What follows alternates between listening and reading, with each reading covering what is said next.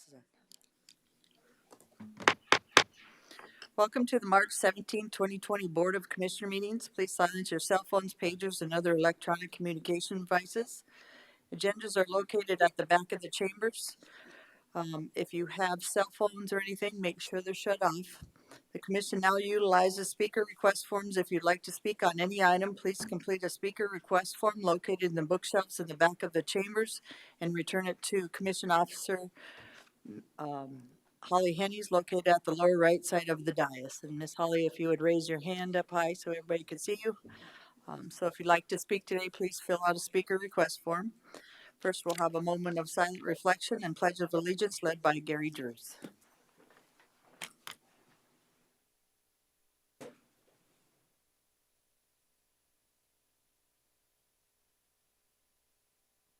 Thank you. I pledge allegiance to the flag of the United States of America and to the republic for which it stands, one nation, under God, indivisible, with liberty and justice for all. First, we'll have a review and approval of the agenda. Do we have a motion, please? So move. Moved by Drews, Second. second by LaCroix.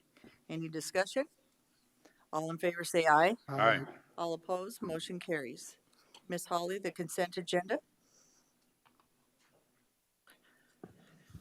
Good morning, Commissioners. For public notice, the Board of Commissioners uses a consent agenda to act on non-controversial and routine items. The consent agenda is acted upon by one motion and vote of the Board. Items may be removed from the consent agenda and placed on the regular agenda at the request of a board member or a citizen.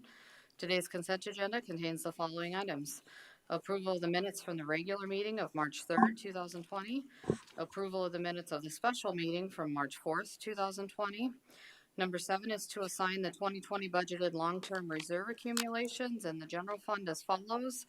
Number 1 is IT equipment in the amount of $65,000. Number 2 is the inmate transportation bus in the amount of $125,000. And number 3 is auditor software in the amount of $40,000. Number 8 is to acknowledge the signed combined election agreement for the primary election to be held on June 2nd, 2020 from the Cluster School District 16-1. Number 9 is to recognize and thank the volunteers for the month of February 2020 submitted by HR and Fire Administration. And finally, number 10 is to authorize one Glock Model 17 duty weapon and one Glock Model 19 duty weapon to be both declared as surplus for the purpose of commendation. Thank you, Ms. Holly. At this time, are there any members of the public who wish to remove any items 5 through 10 from the consent agenda? Not at this time. Is there any commissioners who wish to remove any items from the consent agenda for further discussion 5 through 10? If not, a motion, please. Madam Chair, I'd make a motion to approve the consent calendar. Motion by Drews, Or consent agenda, I guess. Second. second by Roskinek. Any discussion? All in favor say aye. Aye. All opposed, motion carries. First, we'll have the 11 through 19 regular agenda items. Number 11, please. Application of permit to occupy right-of-way, Mr. Brandon Zelfer. Yep. I'm sorry. I'm just trying to hold a half marathon race out near the High Sega area and then have it run out there and then into Rapid. Okay, your name is Brandon Zelfer? Zelfer. Okay, thank you, sir. Do we have any discussion by the board? Does the county have any concerns, the highway department? Thank you, Lloyd.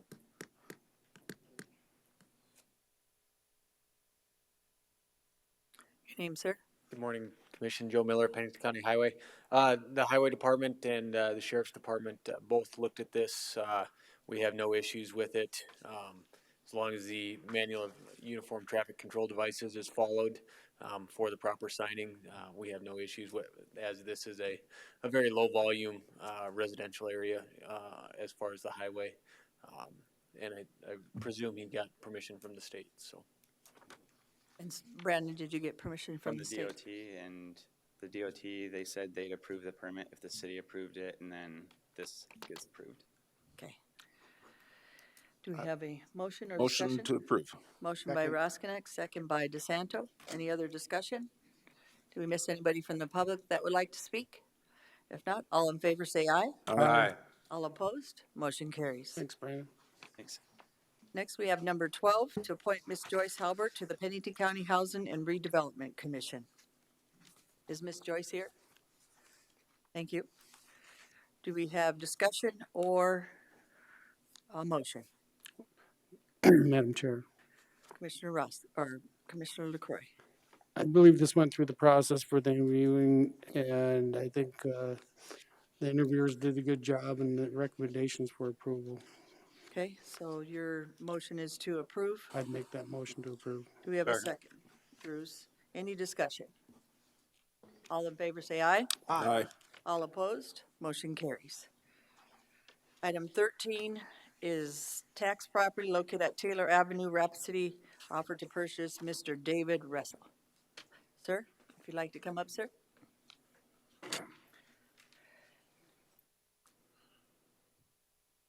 Good morning. The property that is in question, I don't know how he's already given the lot number and everything on it. I live adjacent to this vacant lot, which has been vacant for now over 50 years. It's owned by the county. And I've also maintained the property for the last 7 or 8 years that I've actually resided at the house. I was married in the house that I'm living in now 50 years ago. So I know a lot of the history in addition to the park that's also behind me. The lot was recently, I think in the last 2 years, somehow or another it got sold or came up for sale. We're not sure.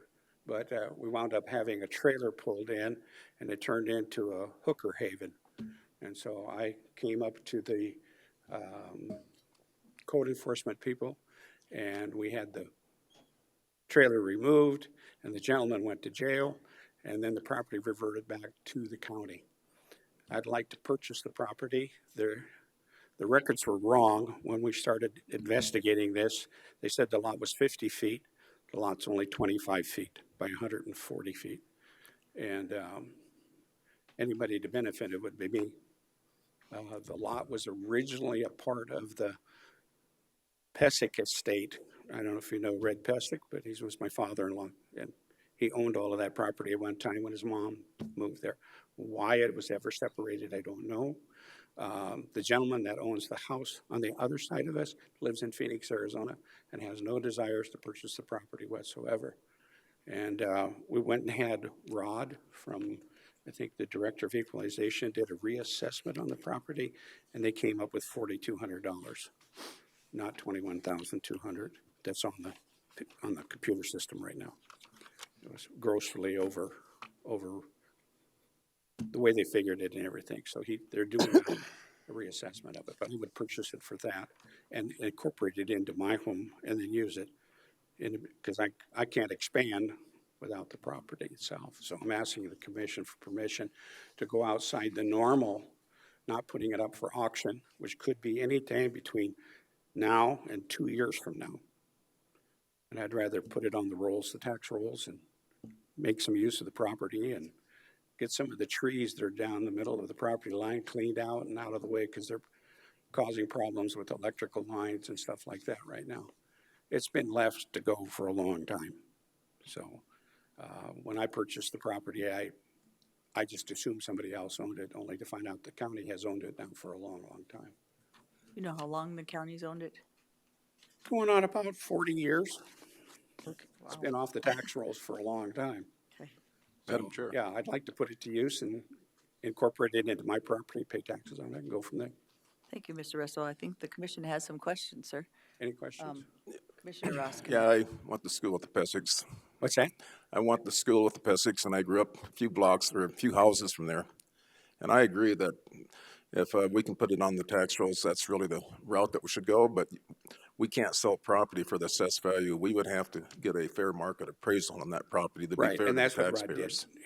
They did a fair market appraisal, and he said based on all of the calculations that were done initially on it, they were all wrong because it was based on wrong footage, the square footage and everything else of it. So when they went back, he said they're going to correct the rolls to show that it's worth $4,200. And I think the commission would want to see that appraisal. Sure, and before we I make haven't it. seen it yet either. I don't know, when that'll happen from the Director of Equalization.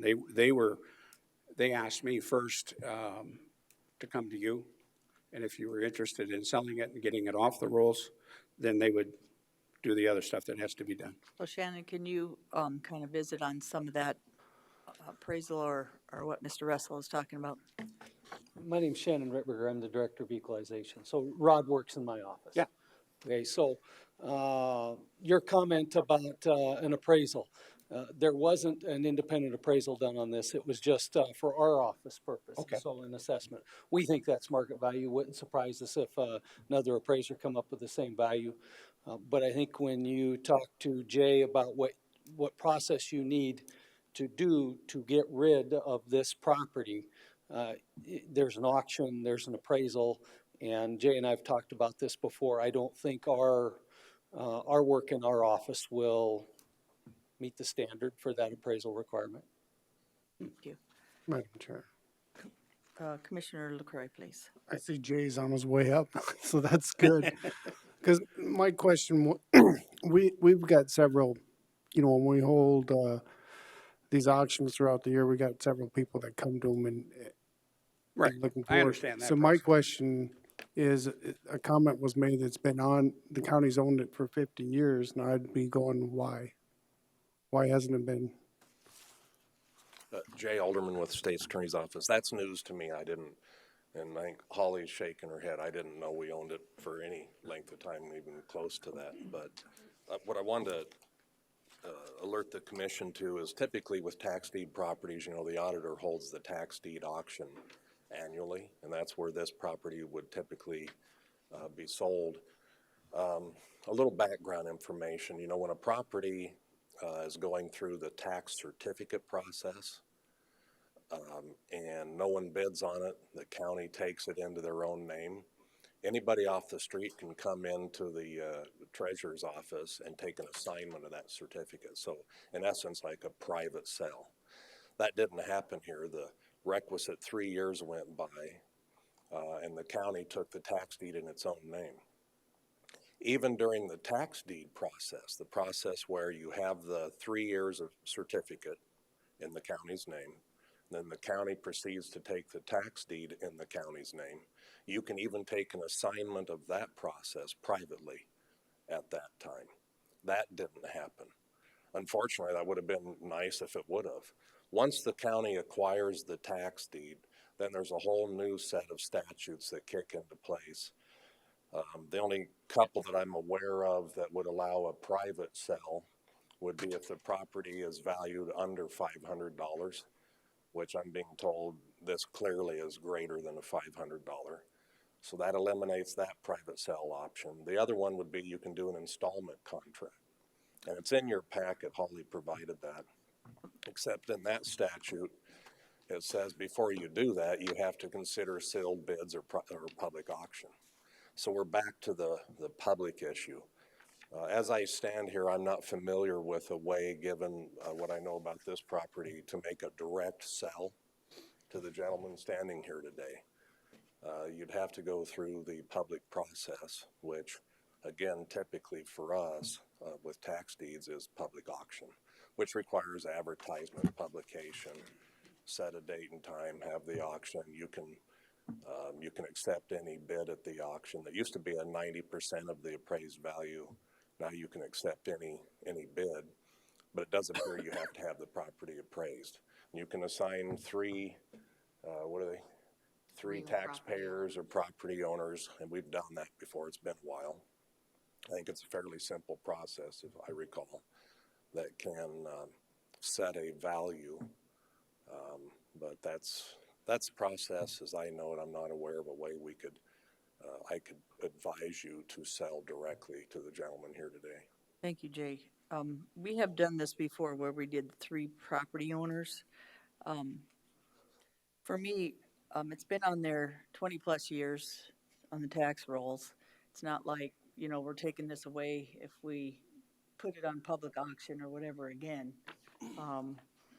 So, like I said, we've done this before where you've had 3 appointed real property owners to apply, license appraisal to conduct final appraisal report pursuant SDCL 8-6-13-2. And I would say at this point, public auction, we don't have one set, if I'm correct, Ms. Holly. If it wasn't on the tax rolls for 20+ years and people didn't have the opportunity to buy this before, that'd be different. But nobody obviously is buying this property. So I would, if I made the motion, it would be number 3, just because of, we've done it before, it's worked. And, I think it'd be something to put on the tax rolls at this time and start collecting, even if it's $4,200. So, Madam Chair, Commissioner Roskinek. first we have to make a motion to dispose of the property. Yes, sir. Because if we do, then I'll make that motion.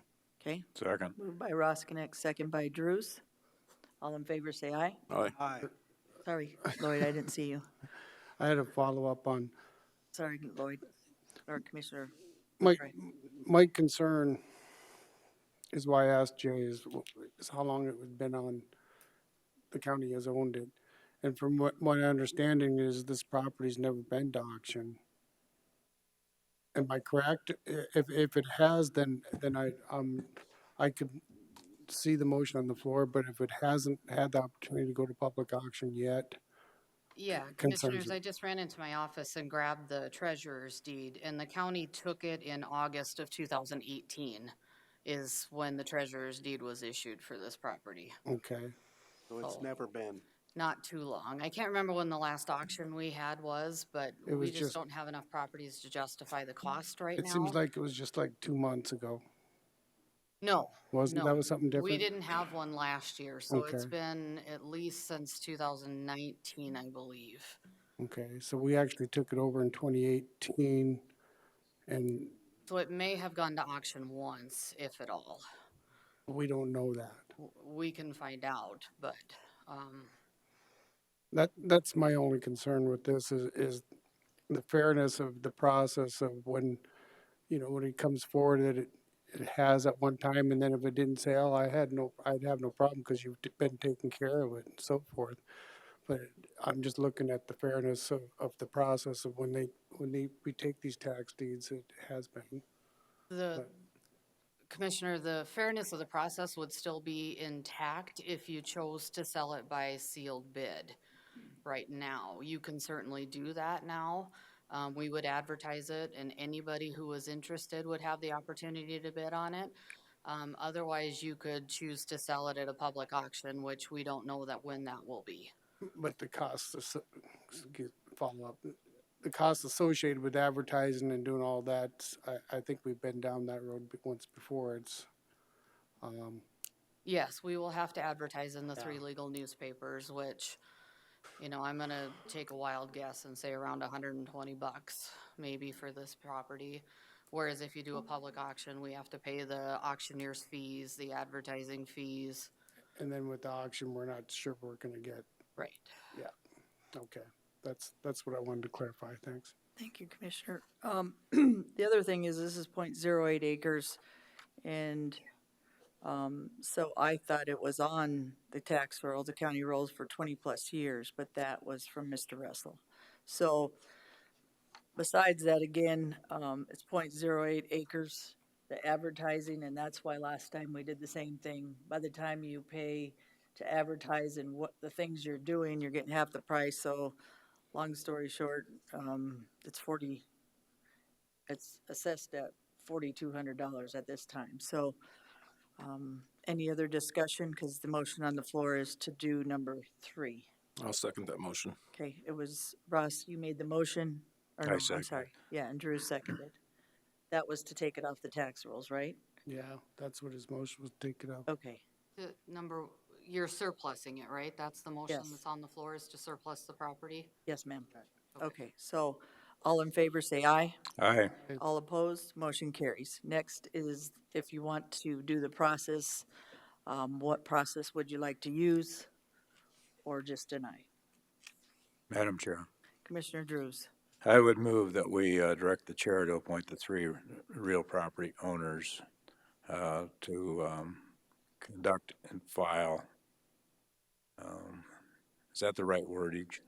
An appraisal report Move to direct the chair to appoint 3 property owners or to employ a licensed fee appraiser to conduct and file an appraisal report pursuant to SDCL 8-6-13-2. I'll second that motion. Okay, my motion actually is to appoint the 3 real property owners and not to employ a licensed fee appraiser. Okay, so are you okay striking the license fee appraiser? Right.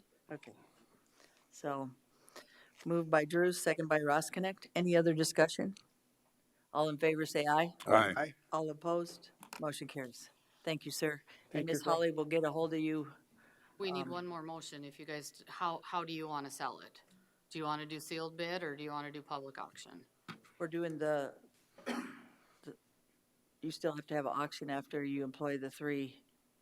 Yes, you have to have the mechanism to actually complete the sale. Okay, Yes, it's the three-part Sorry. deal today. Okay. You first surplus it, which allows you to dispose of government property. thank you, Then in Jay. this case, you have to have it appraised, so you have a dollar amount. And then you have to pick the mode of disposition, public auction, sealed bid. So now that's your third motion to pick. I would between make a those two. motion to accept sealed bids for the Okay. property. I'll second that motion. Moved by DeSanto, second by Ross Connect. Any other discussion? All in favor, say aye. Aye. All opposed? Motion carries. Mr. Russell, afterwards, maybe talk to Holly, call Holly and kind of ask the process and how this all works now that you are in the process. We email. Okay, So, yeah, thank you. Thank you. Appreciate have a good day, sir. What do you say, Gary? Or Shannon. Or Shannon. All right, sorry. Number 14, at this time for the Crazy Horse Scenic Byway, they have pulled their application and they no longer want to put this forward with us being taken off their application that we had signed. Remember, we had taken our names off of it. Ms. Holly, maybe some background on this. They've talked to Ms. Holly since then. Yes, Commissioners, previously the board had agreed to sign a letter of support for the application for the proposed Crazy Horse Scenic Byway application. Since then, additional information had come forward in relation to concerns that Custer County had and some of the questions. Our county also did some additional research, and the board did make a motion to rescind their letter of support, so that is no longer applicable. But in talking to the individual who runs the Scenic Byway program for the state of South Dakota, they haven't had a request like this before, so a lot of the questions that Pennington County had, they were unable to answer how it would be done and who would be responsible for which pieces. And they changed their regulations and are now going to be requiring a corridor management plan, which was expressed by Mr. Kelly that the tribe was not going to complete. So without having that information, I guess it would be my recommendation to the board to either postpone this indefinitely or to deny the request for support for lack of information. Do we have discussion or a motion? Madam Chair, Commissioner Drews. I'd make a motion that we deny the request for support of the proposed Crazy Horse Scenic Byway application. So Commissioner Drews made the motion. Is there a second? Second. Second by DeSanto. Discussion. Madam Chair, Commissioner Drews. I just think with the unknowns and trying to work with both the state and the feds on this, since there's unanswered questions that, if at a later point in time they want to bring it back to us, that'd be fine. But I think at this point in time, we just deny the request. Thank you, Commissioner Drews. Madam Chair. Commissioner LaCroy. Did you, I just piggyback on what Gary said. I think when they first come, I supported it because I think they had a vision of moving forward, and we didn't want to hinder that. And I really appreciate them coming to us in front of us and having that open discussion, because it's not very often the tribes do that, and so I really appreciated that. As for now, I'd support the motion on the floor. Thank you, Commissioner. Any other discussion? All in favor, say aye. Aye. All opposed, motion carries. Miss Cindy, you've been keeping track of the, okay? If you need help, just say something if you didn't get the motion. Item from State's Attorney, Joint Powers Agreement between Pennington County and City of Box Elder. Good morning again, Jay Alderman with State's Attorney's Office. What you have before you is a proposed joint powers agreement between Pennington County and the City of Box Elder. In way of a little bit of background here, as you're all aware, the City of Box Elder some time ago created their City TIF number 1 and City TIF number 3. And then last summer, the City of Box Elder, the developer, approached the county and asked for assistance for the county to create an overlapping TIF, County TIF number 4, in conjunction with those two city TIFs. And, there'd be, the county entered into the project plan agreement, the financing agreement, and the way it chronologically works, as you may recall, is the city TIF 1 and 3, because they're prior in time, they would get paid off first. With all of the TIF increment from 1, 3, and 4, because 4 is overlapping.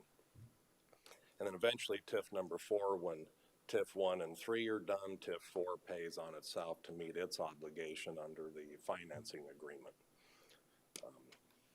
I think with City of Box Elder and the developer looking at the financing of 1 and 3, there's an idea that they will actually receive more increment than is necessary to pay their obligation on TIF 1 and 3.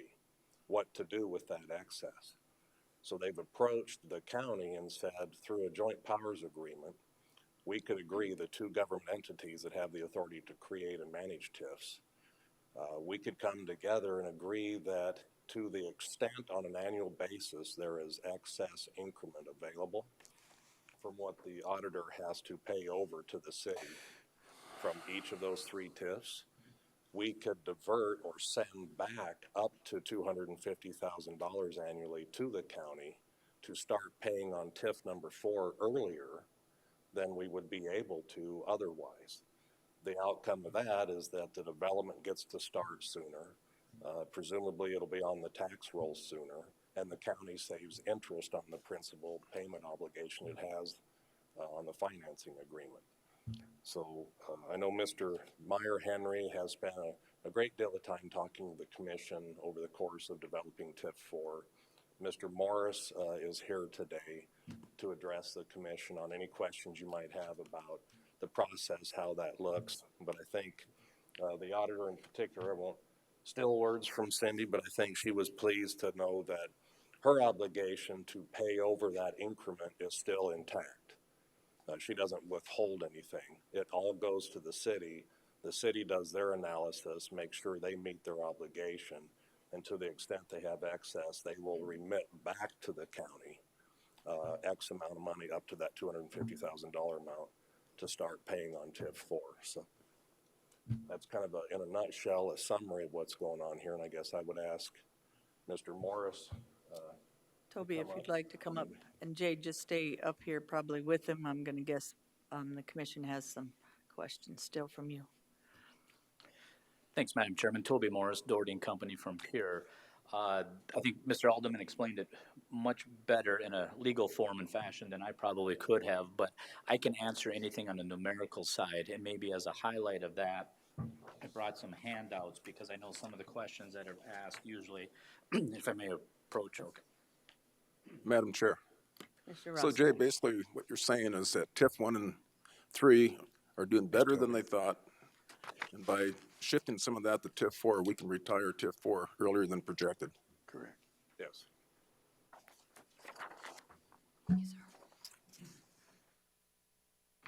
Did you hear Ron Ross Connect? I did. Yes. I did. And that's exactly what the intent is. Based on the numbers, based on the amortization and the outstanding debt, we're projecting to pay TIF number 1 and TIF number 3 off by the year 2023 of the increment that's coming in. The $250,000 that will be going towards TIF number 4 is a number that wasn't necessarily pulled out of thin air, but rather it was a number that was going to be assessed to the Marriott Courtyard that's being built right now of TIF number 4, which was meant to be the catalyst to start the infrastructure for the proposed Box Elder Event Center, as well as the infrastructure, the public infrastructure on Cedar Way Drive. As a highlight of the joint powers agreement, I sort of put it on the back here. We're roughly, the summary is we'll have about 4.4 million of debt paid off by 2023. The 250,000, as I said, is meant to be that catalyst for TIF 4 to start, accelerate, to get that off the county's obligation side. One thing that'll happen in 2023 when number 1 and number 3 are dissolved, the joint powers agreement would be dissolved at that time, and we'd go back to normalcy, if that would be the right word to describe it. At that time, the full increment from TIF 4 would be devoted to TIF 4 because the other two had been dissolved. Exactly. I looked at it from a number standpoint and I said, how do we get these TIFs off the books? And what's the best allocation of the funds as taking the counties in as well as on the city side of things? And so that's where the numbers might be a little confusing up front because we have 4 loans associated with 2 TIFs. So it's a numerical challenge, but yet we've got it, I think, projected quite well. And USDA has reviewed this as well, and they have seen no issues with it because they're technically the bond holder or the debt. Thank you, Toby. And Jay, thank you for all your work, 'cause I know you met with Toby That and one, their Jay. group many times, and lots of emails and lots of phone calls. So thank you for your time too, sir. Questions from the commission? Madam Chair, Commissioner Drews. certainly appears to be a win-win for all parties involved, including the county. Correct. Motion to approve. Oh, sorry, Commissioner DeSanto. So you were talking numbers, what approximately will it save the county in interest by paying it off? It looks like 2 years early, 3 years early. That's a great question, and I don't mean to shy away from it because TIFs compound. I know this, the sooner a TIF can start, the sooner that development starts, the sooner the TIF gets paid off. And by starting the construction of the infrastructure in 2020 versus, say, 2022, only is going to accelerate that TIF repayment on that, because otherwise we're compounding down 2 years down the road. Right. And one only knows where the economy is going right now. Madam Chair. What, follow up, Commissioner DeSanto, or? No. Okay, sir, sorry. So if we retire TIF 4 early, which is what the outcome of this would be, that would give the county more latitude in future TIFs. Yes, I believe so. That's probably a question for the auditor more than me, but that would be my understanding, yes. Correct. Only because the auditor loves TIFs. Did you see that face? Commissioner LaCroy, please. Not the 4-letter word I was thinking, Madam Chair. And the county would have to still meet its obligation Correct. under that financing agreement to the developer, but would be doing that on an accelerated pace. Yes, sir. Madam, or, excuse me, Jay, on the original TIF number 4, I abstained from it, but that's been approved and I don't feel I have any obligations on this one because of the legalities of it and so forth, no bias or anything. One of the things from being on the TIF committee is you're absolutely right. The proceeds go to pay off the original first TIFs first, and that's a common practice before that main one gets, which makes sense because they're the older ones. And I think that benefits us. And so seeing it in the legal form, it is helpful for not only City of Box Elder, but for the county. And so I just wanted to express that I'd abstained from 4, but I think this is a different animal here. We're talking about the finances and the workings of the work, the process, and so I won't be abstaining from this one. Thank you. And there was 10,000 paid from this applicant for, even before this happened, for the work the auditor does for the next few years. So I appreciated that was in the agreement because our auditor and their team, her team, do a lot of work on this. And Toby, thanks for your help, and Jay as well. So I just say with Mr. Meyer Henry's input, I'm unfamiliar with, as you described, Commissioner LaCroy, this particular type of format. but it has occurred across the state of South Dakota prior to today. So we're not the only one that is doing this. And I just further let you know that tonight the city of Box Elder will be taking up the joint powers agreement as well. So you're both taking action on the same day on this. Thank you, sir.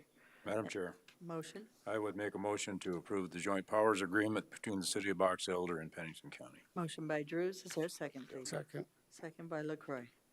Any other discussion? All in favor, say aye. Aye. All opposed? Motion carries. Thank you, Toby and Jake. Thank you. Thank you. Item 16 is items from emergency management. And your name, sir?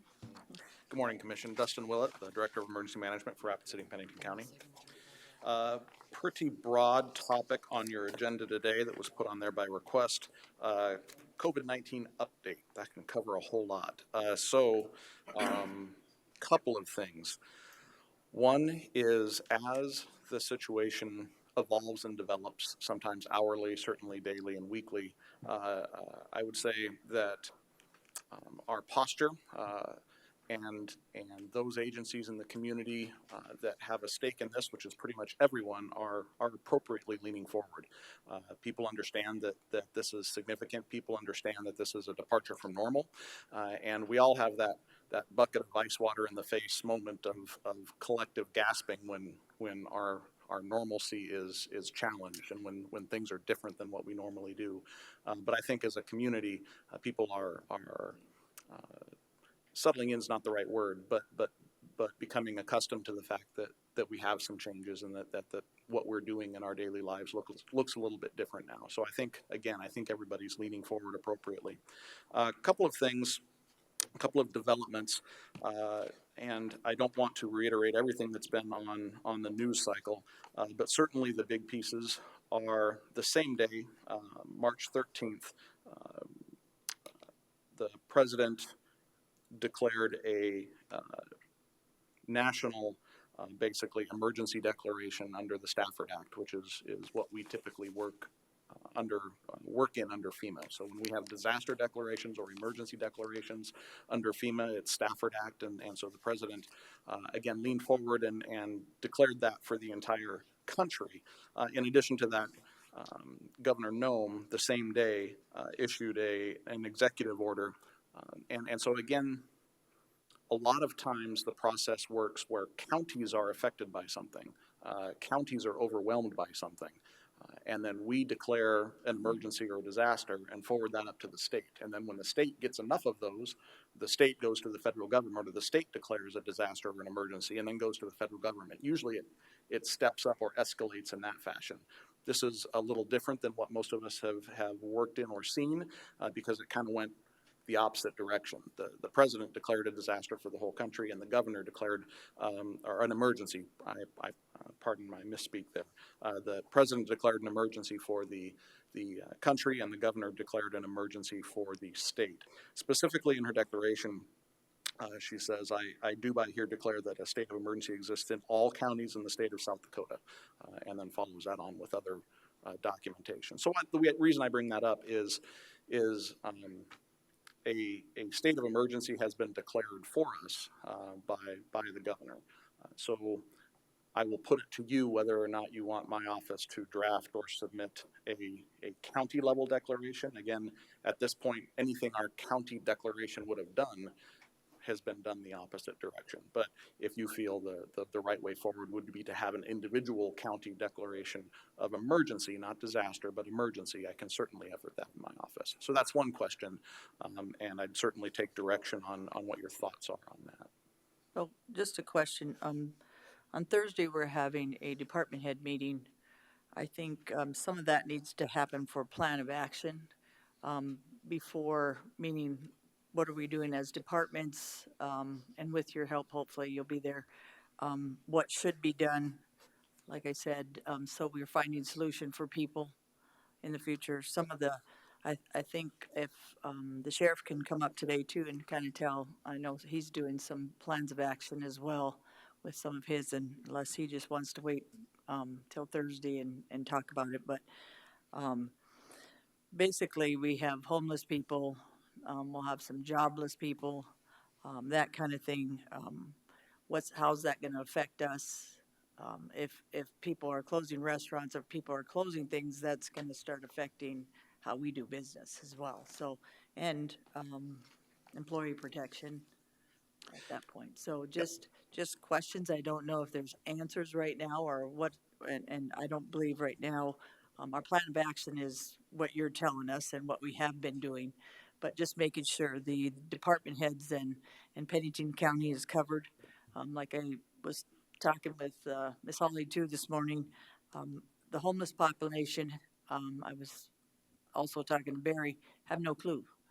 So, some of that, how we take plans of action and how we protect our people and our citizens in Pennington County and our employees is my main concern. So, Madam Chair. Commissioner Drew is first, and then Commissioner Ross. Madam Chair, Dustin, as far as your question is concerned, I don't believe it's necessary for us to declare that emergency. It's just, that's a step that's not necessary at this point in time because of the way it was handed down. Agreed. Dustin, do you think people in general have overreacted in this situation? There's a loaded question. I don't know that toilet I'm just paper asking might your get a little opinion. bit. You're our emergency director. Our mantra is plan for the worst, but hope for the best. I think it's important to note that there was some initial confusion and maybe an additional or an enhanced level of apprehension because of the way some of the South Dakota cases have been reported. I think it's important to note that, we always see Pennington County with that number 1 in it and a death associated with it. And really, that's because that's where the patient's home address was. We currently, not that it truly matters because we're all in this together, but our Pennington County residents, we have no active, confirmed, known cases of COVID-19 in Pennington County. That could change today. That could change tomorrow. That could change next week. So it doesn't diminish the argument. But currently, we don't have that disease known, confirmed, in a community spread pattern in Pennington County. So the other thing that I want to, a couple of things that specifically address that, Commissioner Roskinek, is in terms of reaction, there's been a lot of fear, a lot of apprehension, a lot of emotion, but in terms of things that have really changed, the suspension of school is really the one hard, fast, in-our-face thing that is different. And there are certainly second-order, third-order consequences from that action. Unplanned for child care, what that means to the workforce. There are certainly concerns there. But in terms of what we term community lifeline infrastructure, our medical machine, our medical infrastructure is working just fine. Obviously, people are concerned. We're monitoring the supply chain. We're looking at the supply chain, but we're not overwhelmed. We continue to be able to deliver public safety. We continue to be able to deliver, in the city, finished water and other government services. So there's concern and there's awareness and there's planning and there's leaning forward. But in terms of actual impacts, it's actually, I hate to use the word, I'll probably get nailed for this, but it's actually relatively minimal in the community right now in terms of actual consequence. And again, it's dynamic and that can change very, very, very soon. I think people's fear is real. I think people's apprehension is real. And I think it's a responsible approach to do our best as government and elected officials to answer as best we can the questions that the community has and try to address that fear. The problem is when there are no answers, when the great questions that people are answering don't have a factual, science-based, peer-reviewed answer, there's a vacuum. And when that vacuum exists, then anybody with an opinion gets to put that opinion forward, and it's very hard to refute that opinion when we don't have the data to push back on that. So, well, what scares me is when you see 2 full-grown men fighting over toilet paper in Walmart. Yep. I think we got a problem with that. And so that's unacceptable, and it's ridiculous. but it's also highlighted because of the news cycle. So if we look at the ridiculous number of adults fighting each other in the community, if we polled the police department or the sheriff's office and looked at people behaving badly and getting into fights, we don't report out on why people are fighting. And people are fighting on a pretty regular basis, but because this has a nexus to what's going on in the news cycle, it may get more attention than it necessarily deserves. And that's part of this problem is we're totally bombarded by every news item that comes. To speak quickly to Commissioner Hadcock, I don't want to run ad nauseum here because we could talk for a long time. Facilitating that common operating picture. So situational awareness is what I know about things. You have your situational awareness. I have my situational awareness. When we come together and share our situational awareness, we develop a common operating picture, and we can gain operational efficiencies. We can reduce duplication of effort.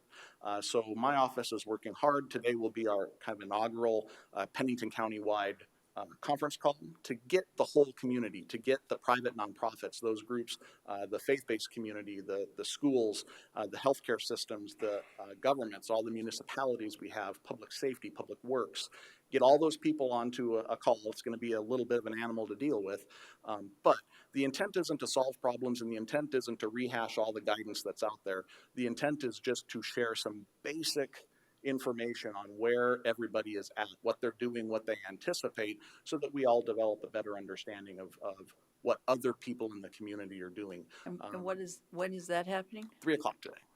Okay. Madam Chair. And are we allowed to go to that as chair and vice chair, or? Oh, certainly. Okay, that would be nice, because my bottom line is I kind of like to know the plan of action that we're taking. Like I tell people, the medical infrastructure is minimal to a certain extent, depending on how many people. You already know. And with no answers and non-factual based issues, sometimes, like you said, it can be a real negative, because then people are making up their own theories. But then the other sense is we want to be ahead of the game and have some kind of plan of action. Like I have always been a what if. So it's not freak out, have reaction, have something that we are being proactive. And I think that's the best approach. Bottom line, proactive is better than reaction, because what will happen is we're not here to say Pennington County is in a serious spot. We're saying that if it does become some areas of concern that we need to take some action, where are we at? I've always been that way. I think it's a good way to do anything in your life, including viruses or anything, just to be ahead of the game. So I believe we have people on board in Pennington County, and I'll keep saying this. We have amazing staff. We have some lot of emergency services in Pennington County. We also have 400 volunteer fire department that are ready to move forward as well. So we do have the capabilities in Pennington County, and I'm in full support and believe that in those cases, and I am on the fire service board, the firemen are ready to do their duties, and I think anybody in emergency management with you. So bottom line is we'll meet Thursday as well, but maybe me and Gary can meet with you guys today, just kind of to give a report, or have you give that report when we're done to the other commissioners and the department heads. So, Chair. Commissioner LaCroix. First, I want to thank you, Dustin, for the work that you do, and I concur with Commissioner Drews as far as the emergency proclamation. You took the time out to do the Black Hills Area County Commissioners last Friday and discuss some of the stuff to get everybody on the same page, and I commend that. And I urged all the commissioners that were there that they are the leaders in the community, and they are the eyes and ears, and to be able to kind of communicate to the community of the calmness, and we are working on it. And that's one of the things I wanted to express, because me and Gary had attended a meeting with the department heads last week to discuss some of the problems and concerns that may have come up with what's going on. And at that same time, I believe that's when you got the notice from the governor that schools were going to be shut down and so forth, and that was something that popped up.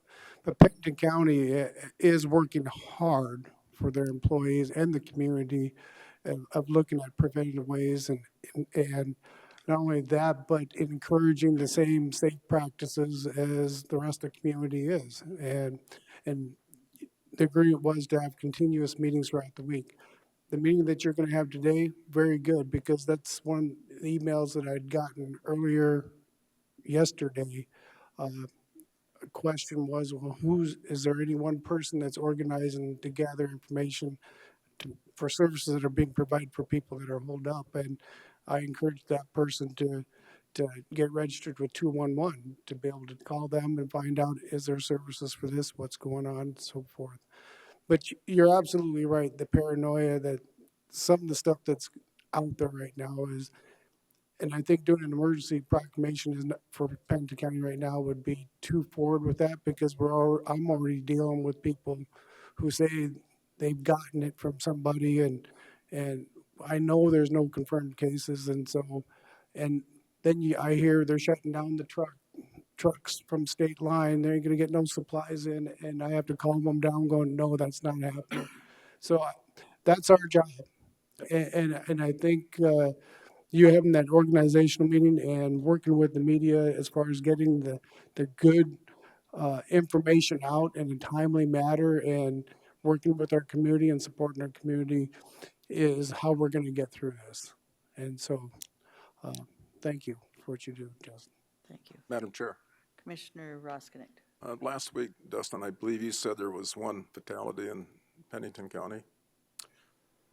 So trying to lay that bag of snakes out straight. In the governor's initial news conference, they said that these are the positive cases that we know of in South Dakota. And one of them was a gentleman that was already deceased.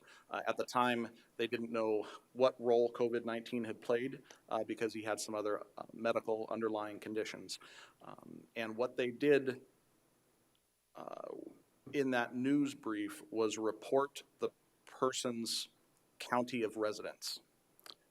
So that the person in South Dakota that unfortunately has lost his life to COVID-19 has a physical address in Pennington County. And so it was reported out that it was a Pennington County case. In the days that followed, more and more information became available. Then it was, yes, but it was in a healthcare facility on the eastern side of the state. So, okay, the patient succumbed to the disease not in Pennington County, outside of Pennington County. That still left the question, was the patient ever here when he was a carrier of 29, when he was going through COVID-19? And just within the last day or two, we've got confirmation now from the governor's office that in the 2 weeks prior to his admission to that facility in the eastern side of the state, he was never in Pennington County. So they're still reporting that out as a Pennington County case because that was his residence of origin. But he was never in Pennington County with COVID-19. So I just wanted to get that it's out. taken weeks to sort that out. But that is the best knowledge or the best information that we have as of a couple days ago. Thank you. Thank you.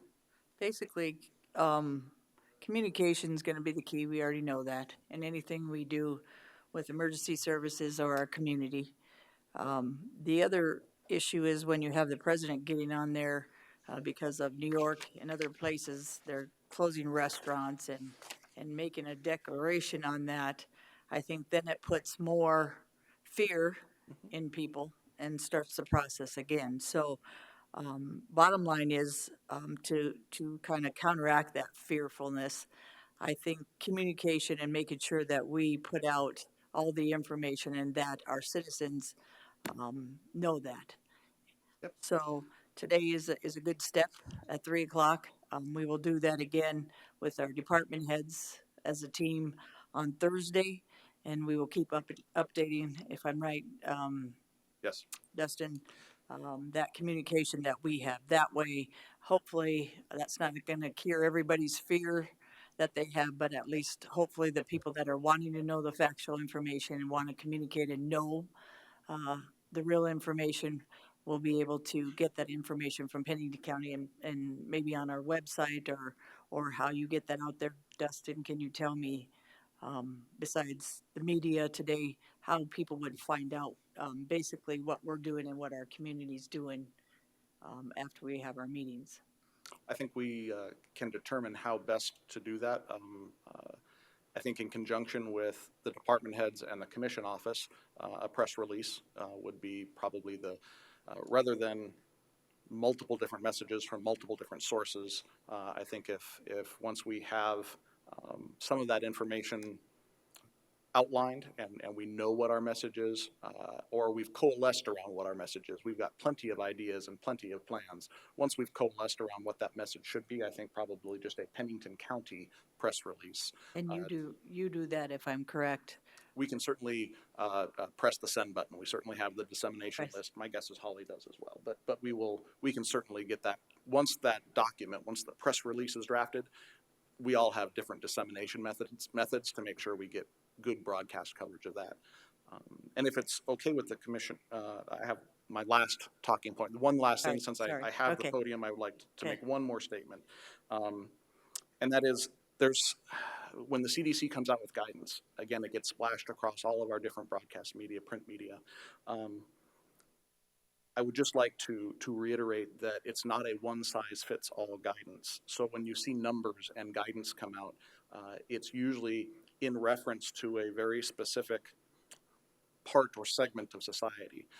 So there's a big difference between discretionary and necessary.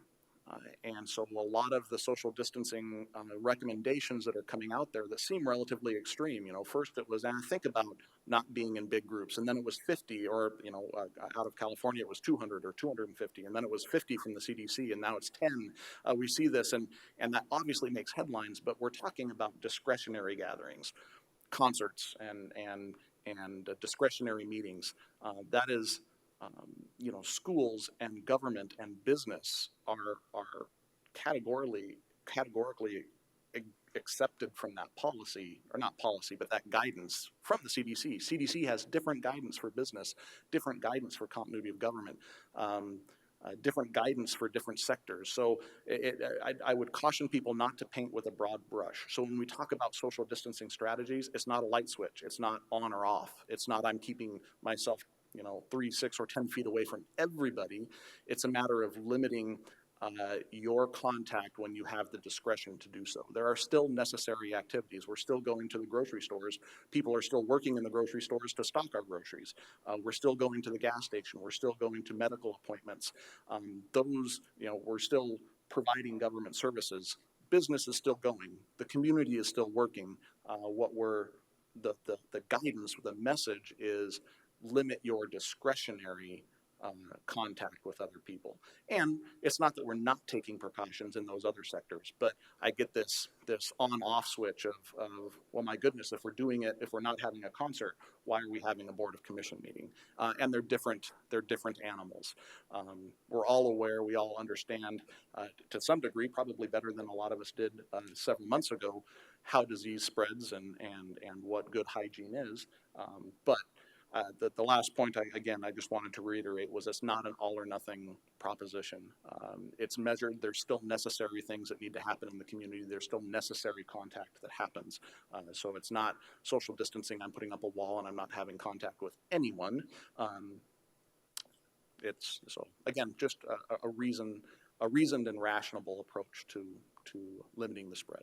Thank you, Dustin. And again, that's the bottom line, communication, and that we're getting our communication out to people. So again, it's being proactive, not reactive. And that I think the information from emergency management and the team of people that you're having there today, and then our department heads, that's going to be huge for our employees and the citizens. So and I know there's more to follow today with HR and the sheriff's office. And I'm seeing a lot of reactive, as you see from Ron's, the toilet paper issues and some other things going on. But again, if we can settle and bring the calm a little bit to Pennington County in this area with good information and communication, I think we'll do it right. So we appreciate you.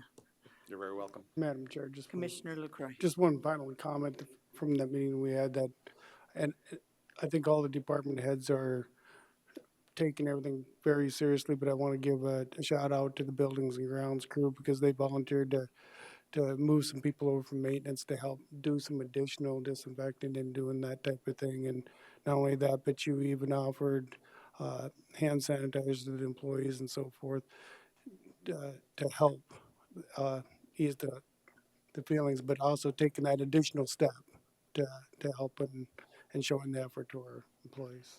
Thank you, Lloyd. And John, you have done an amazing job for the employees and keeping up to date. John Morrell is our HR director, and those updates have been through Dustin and other information just to make sure we're covered. So again, proactive and communication, you've done well. So we appreciate that. Sheriff, did you want to share anything today or you're good? You're just taking care of the toilet paper people? Kidding. You know, I had to give you a little guff. So any other questions from staff or commission? No. Okay, thank you. Next, we will do item 17, equalization from Shannon Ritberger, please.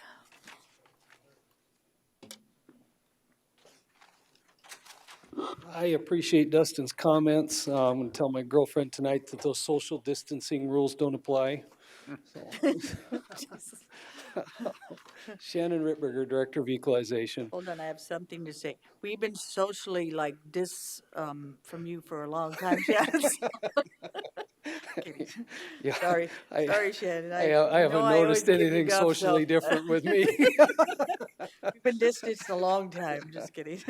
I'm teasing you. All right. Okay, several Sorry. abatements in front of you. The first two there, Engel and Goodrich, those are owner occupied issues, and those are mistakes on the part of my office. The first one, the seller of Engel's property transferred an owner-occupied classification to another property, so we removed it from this one, and the buyer is left without owner-occupied classification. The timing of that caused that problem. The second one, the Goodrich, we actually had somebody submit an application that says, I do not live in my home. And it was a very similar name to Mr. Goodrich's, and so we pulled it off of his property in error. Those were mistakes on the part of my office.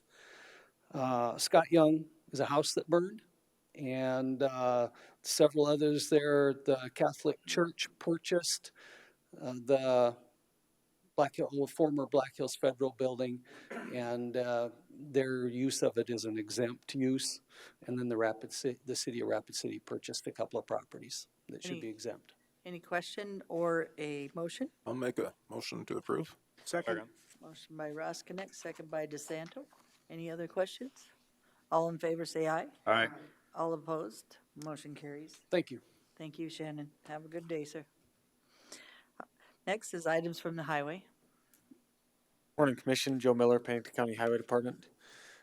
First up here, something we do every year, authorization to purchase corrugated metal pipe for our culverts. We do purchase off the Beetle County bid. That information should be in your packet there. All their specifications meet our requirements. And just a little facts here. 2018, we spent $22,715. 2019, which is a very wet year, we spent $40,000. 2020, we've budgeted $65,000. Thank you. Do we have a motion or discussion, please? One Move to question, approve.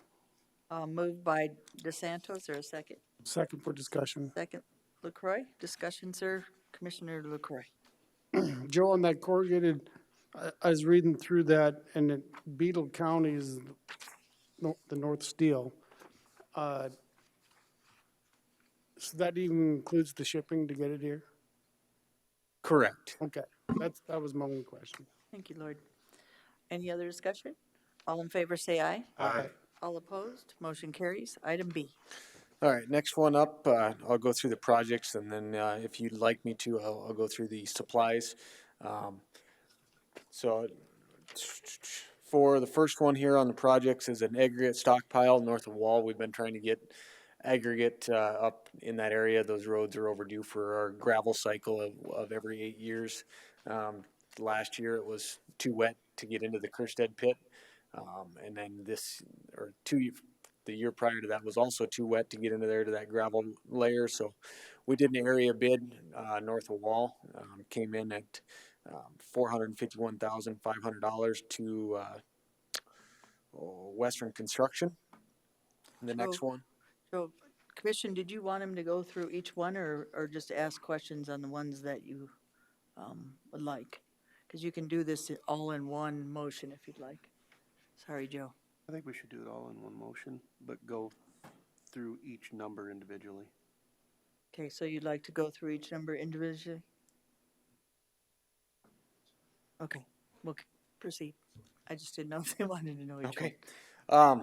The next up was a aggregate stockpile for the Paulson pit. 3 bids were received. Bob Bach Construction got the bid for this one, $162,200. The next one would be Robertson Pit, which is just out here on Highway 44, east of town.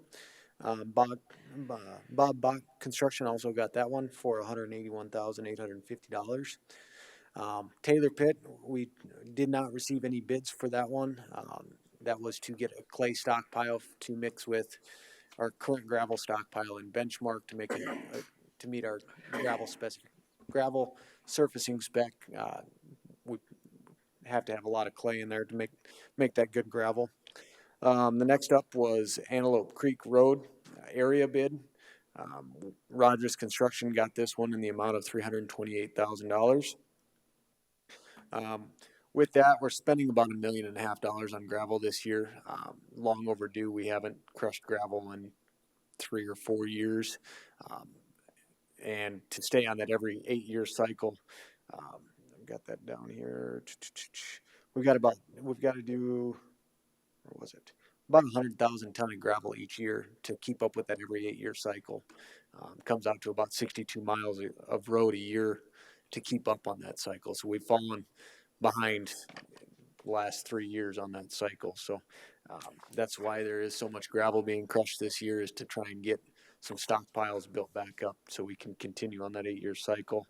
Currently in the county, we only have about 60,000 ton of gravel throughout the county. That includes about 40,000 tons in Talty Pit, which is just south of Wall, and then Benchmark Pit, and then a little bit in Howie Pit, just east of New Underwood. So with that, are there any questions on the aggregate stockpile? Okay. Madam Chair. Commissioner Drews. So, Joe, going back to that Taylor pit, Mm-hmm. so as I understand it, you use that material as a mixture for? Correct. Okay, so do you rebid that one, or what? How do you handle that? We've had some discussion on that. So that's a Forest Service pit, which we don't have to pay for the material. What we've talked about doing, we have a crushing that was supposed to be crushed last year in Benchmark. What we may do is haul that material ourselves from Taylor Pit to Benchmark and have that crusher crush it and mix it with the gravel there. Okay, thank you. Okay, the next one is an asphalt concrete overlay in Lower Spring Creek Road. We budgeted $1 million for this. It came in at $869,956. So we came in about $130,000 under what we budgeted for it. This is an overlay that we've been trying to get done for the last 3 or 4 years also. So finally got it on the budget and getting it done this year. Just a little food for thought or facts here, I guess. 2019 cost per mile for the overlays that we did last year was $113,000. The 2020 cost per mile is $104,000 per mile. So we saved about $9,000 per mile this year. Madam Chair, Commissioner DeSanto. considering the amount of gravel that we have crushed, would it be in our interest to do the crushing ourselves? Purchase the equipment and do the crushing ourselves? It's very expensive equipment, and then it also takes manpower to do that. So right now, with all of our crews going, gravel trucks going, and asphalt patch crew going, the oil injection patch crew going. Pretty much our crews in Rapid City are Being utilized. being utilized. So to run a crushing operations, you need probably at least a loader operator, a crushing operator.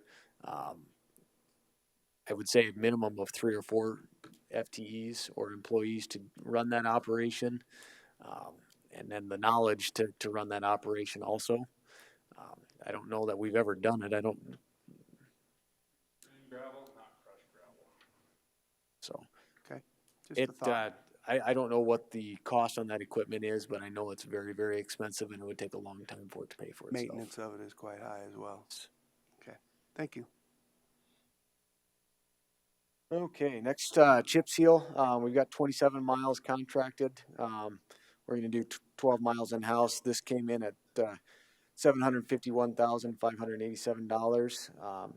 It's actually down per unit cost from last year, about 15 cents a square yard. Crack seal, we're doing about 55 miles, $179,300 is what that came in at. It stayed the same from 2019 to 2020. Next up, bridge repairs. We budgeted a total of $840,236 in just the contracted bridge repairs this year. Of that, we've got $563,185 from the state last year as a grant to use towards bridges that were structurally deficient. So on that, we've got Nemo Road bridges. There's 4 bridges on there that we're going to do work to, $627,883. And then Reservoir Road Bridge, $175,000. We got to replace a couple double T's on that. And then we've got to paint the sheet pile of the bridge that we replaced last year on 164th. So, Joe, the 2020 projects that you have, what is the total amount of these projects? Oh, and I thought I had that here. I think it's on the memo. Maybe not. 3,764,000. How much, Ron? I think it's 3,764,000. Yep, it's at the back, Miss Hadcock. Thank you, sir. And on the bridge repairs, I do want to just point out that's not including the double T's. That was a separate bid item that goes into the supplies. I had Bill, our engineer, do an estimate of those. That comes into about $225,000. So about $1 million worth of bridge repairs this year. A little over, actually. About $4 million worth of projects then. Correct. Yes, sir. Thank Madam you. Chair. Commissioner Roscoe. Joe, the Nemo Bridge, is that the one that we were looking at the pictures where we saw a lot of deterioration? That's one of them, yeah. There's that. We're actually doing work to 4 bridges on Nemo. That one, and then there's 2 or 3 more up over the hill from there. And they go back to what, about 1970 in that range? They're all replaced 72, 73, 74, right there after the flood. Thank you. So with that, that's the projects. Would you like me to go through the supplies or? Board, are you want him to do the supplies? You want to do a motion on the projects separately? Or Sure, not? let's do a motion on the project separately, if that's okay. I'd make that motion. Motion Second. by Drews, second by LaCroy. Any discussion on the bridges or the asphalt? Any projects? All right. All in favor, say aye. Aye. All opposed, motion carries. All right, I picked some stuff that we use regularly out of the supplies. 3/4 inch base course. Sometimes we use that when we're doing an asphalt deep patch on a road. The Western Construction, we gave it to 2 different contractors based on location. Western Contractors got it if you're out east of town here, and I believe Pete Lean got it if you're west of town here. It's $8 a ton. Western stayed the same. Find it here. And then MC70, the oil that we use when we do an asphalt surface treatment ourselves. The 2019 price was $970 a ton.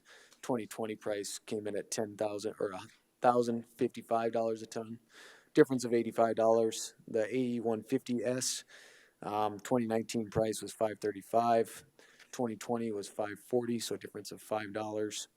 And the SS1H stayed the same. The de-icing sand delivered to Rapid City stayed the same, $17.75 per ton. And then the de-icing sand delivered to Keystone Y went down 25 cents per ton. So with that, I guess, are there any other questions that you'd like answered? And Joe, on supplies, at this point, do you have a total on supplies as well? It's all a matter of what we use in the course of the year. I guess I didn't bring that budget, You what just we did a budgeted. total, okay. Yep. Thank you, Joe. I make a motion that we approve the annual supplies. Motion to approve the 2020 annual supplies by Drews, Second? second by DeSanto. Any other discussion, commissioners? Not, all in favor say aye. Aye.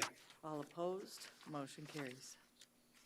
All right, next up is a request for approval of a proposal that we received from an engineering firm to design a salt storage facility that we've proposed for construction this year.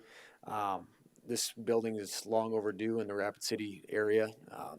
What this will allow us to do is mix our de-icing sand pretty much any time of the year. We can mix it middle of the summer. Right now we can't do that because it rains late fall, early spring, and it leaches the sand, leaches the salt out of that pile, so then it's less effective come wintertime. So, excuse me. We don't know exactly how much it'll cost. We do have money set aside in our 2020 budget for this. Once we get it designed, we'll have the engineer's estimate put together an estimate. We think it's going to cost that $250,000 to $300,000 mark. You know, originally we thought probably a hoop building, like you see the state. Talking to Mike Carlson and the state, they're going away from those because there's nobody to fix those buildings. So they're putting up pole barn structures instead of the hoop type buildings. So with that, I guess I will stand for any questions. Madam Chair, Commissioner Roskinek? we discussed this facility in our building committee, and I think in the long run, we'd be saving some pretty serious money just because of the way we're doing it now. We lose a lot of the salt to weather.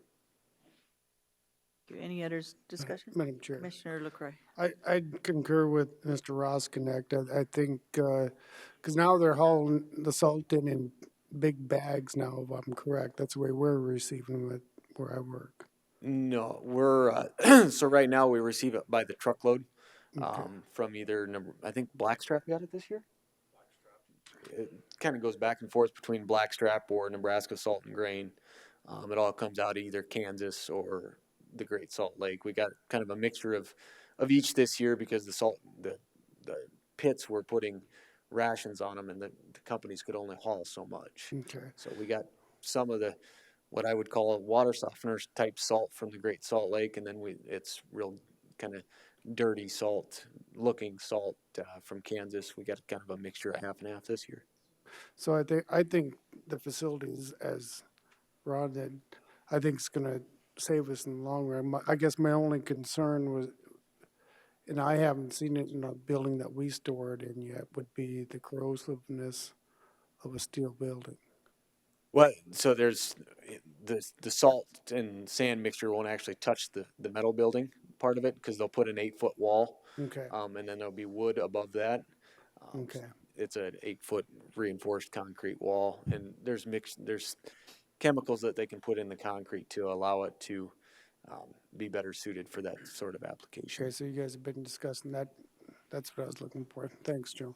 Madam Chair, Commissioner DeSanto? another point is when you get a building over it and it's not getting washed out, it's not gonna be in our stormwater either, which is detrimental to our water system. Very good point. I'd like to commend Joe and Mark and his team.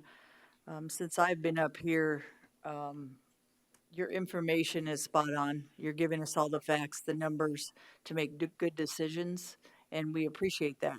Makes our job a lot easier when that happens. And I can't say enough about you and your team, Joe, because you are moving Pennington County in many areas further than most of the teams I've seen with the highway that I've dealt with, just because you are learning your departments. And Mark, that's also due to you and your experience, and we appreciate you and your team that I hear. Think both of you are just doing an awesome job as well. And when your team is behind you, that's a lot easier.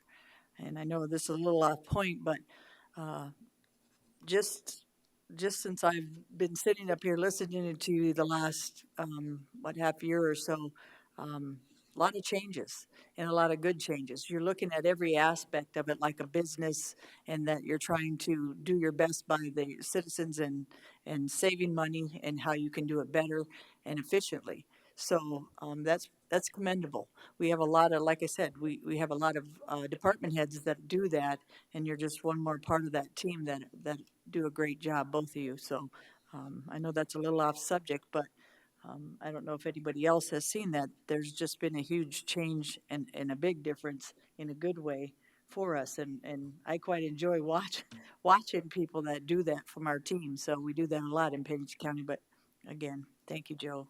I concur, Deb. Yeah. Thank you, sir. I appreciate that. It's, my team is definitely a big part of that. There's a lot of behind the scenes. Chris, our accountant, Connie, our office manager, Kira, Bill Welk, our engineering firm, or our engineering team. I couldn't do any of this without them. So they're a huge part of it, and a lot of praise needs to go to them as well. I'm just the guy up here talking. They do a lot of the back side of things, right? So just want to be sure and thank them as well. Thank you, sir. Move for approval. Moved by LaCroix, Second? second by DeSanto. All in favor, say aye. Aye. All opposed, motion carries. Next. Item D.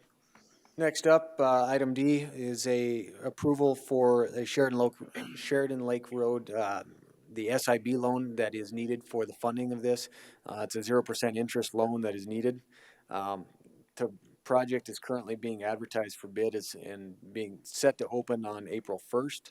The amount of the loan is set at 10 years of our STP funds, which is $808,852,000. That's a set amount. Can't go over that. We currently have $6,528,400 in our STP account that will also go towards this project. So each year we get I think it's 700,000, and then the state matches 18% or 20% of that. That's what's in that STP account currently, because we haven't been using that, so that's not part of our budget. And so, long story short, we won't miss it for the next 10 years, currently anyways. The total projected cost of this, kind of a crazy story there, but the current projected cost is $27 million. And of the $27 million, currently $11.6 million will come from our highway reserves. Our current reserve balance is $17,117,681.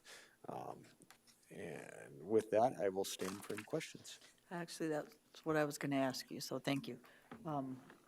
Commissioners, a motion or discussion, please? How much was coming from budget? 7 million?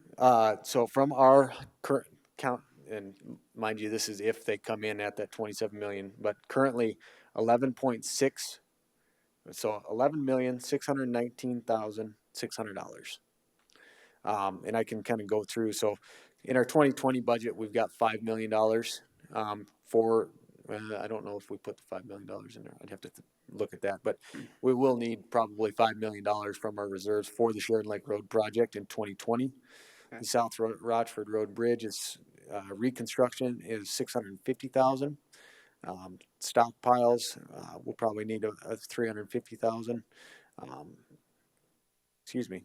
The bridge is $500,000. The Rochford Road reconstruction is $650,000.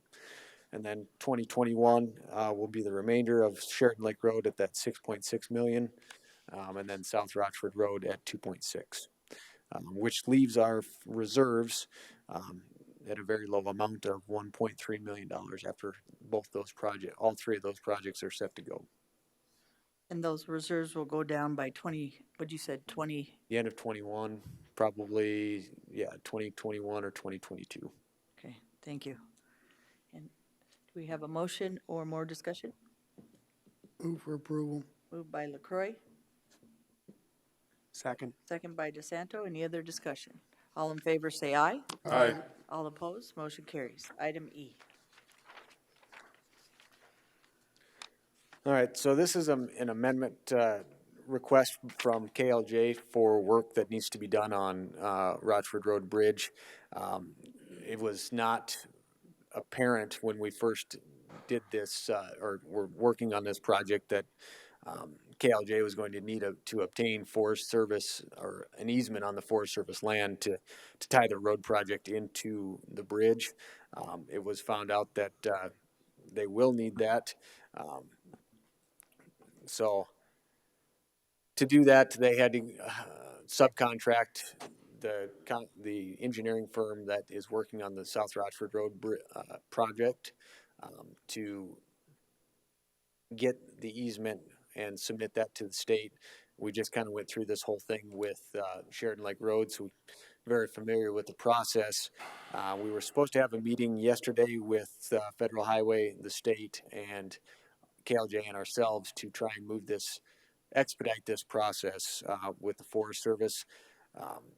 Technically, they have 4 months to review it once they get it on their desk. I've spoken to the Forest Service district ranger here in the Mystic Ranger District.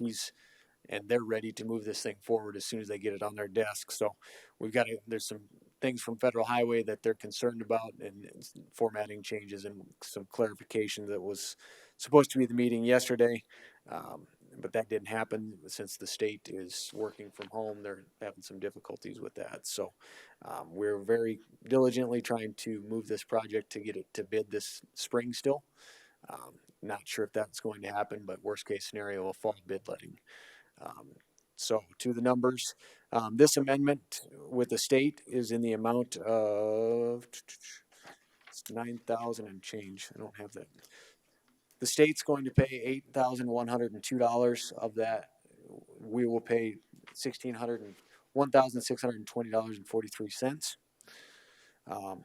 And then KLJ, so the state, with the way, and Deb's familiar with kind of how we were doing this with Ferber and I guess Ron, the state will only pay so much. So KLJ's requested a contract with us to get the rest of their cost, which are justified for work that they need to get done. Of that is $6,882.16. So the total amount for the whole amendment is $16,604. Of that, the state's going to pay roughly half. So Okay, that'll so, stand for any questions. so Joe, when we had that discussion, some of that was due to their, I don't know, I'm not gonna say that word, but meaning KLJ.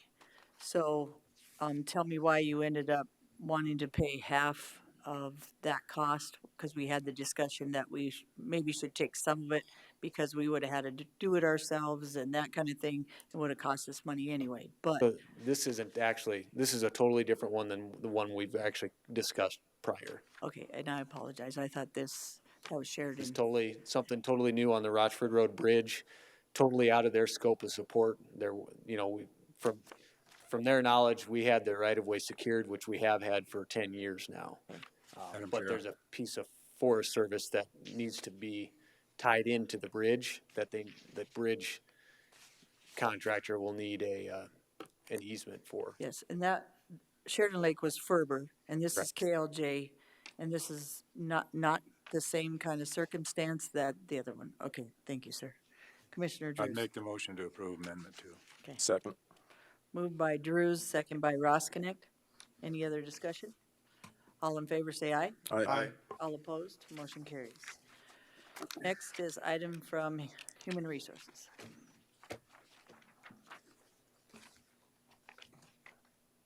This is on elected officials' base compensation levels, proposed 2020 resolution.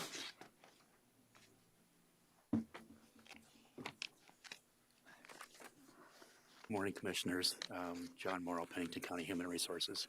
So thank you for giving me time today. This agenda item is actually continued from February. The request was that we'd wait on any decision, as I remember it anyway, until after we had the meeting with Mr. Goldberg from Gallagher Benefit Services and more of a more comprehensive understanding of their data collection process and analysis process. So the memo you have, the data you have, everything should be the same. The memo has some updates based upon the continuation. Outside of that, the only other change in the packet that you have is actually the effective date has been changed on the bottom of the resolution to say March of 2020 instead of February 2020. All the other data is the same. Madam Chair, Commissioner Drews. I'm going to suggest that we look at, for the Register of Deeds, the treasurer and the auditor, that we equalize each of those at 85,000. That we look at the sheriff coroner position at 125,000 and the state's attorney at 125,000. Second. Okay. Do you have a second? Second. LaCroy? Moved by Drews, second by Commissioner LaCroy. Any discussion? Madam Chair, Commissioner Drews. I know that there was some discussion relative to separating those three out, the auditor, register of deeds, and treasurer, but by looking at, what has been done and currently across the state, it looks like everybody has got things pretty well equalized there, and I think that that's probably in our best interest to do that also. Madam Chair.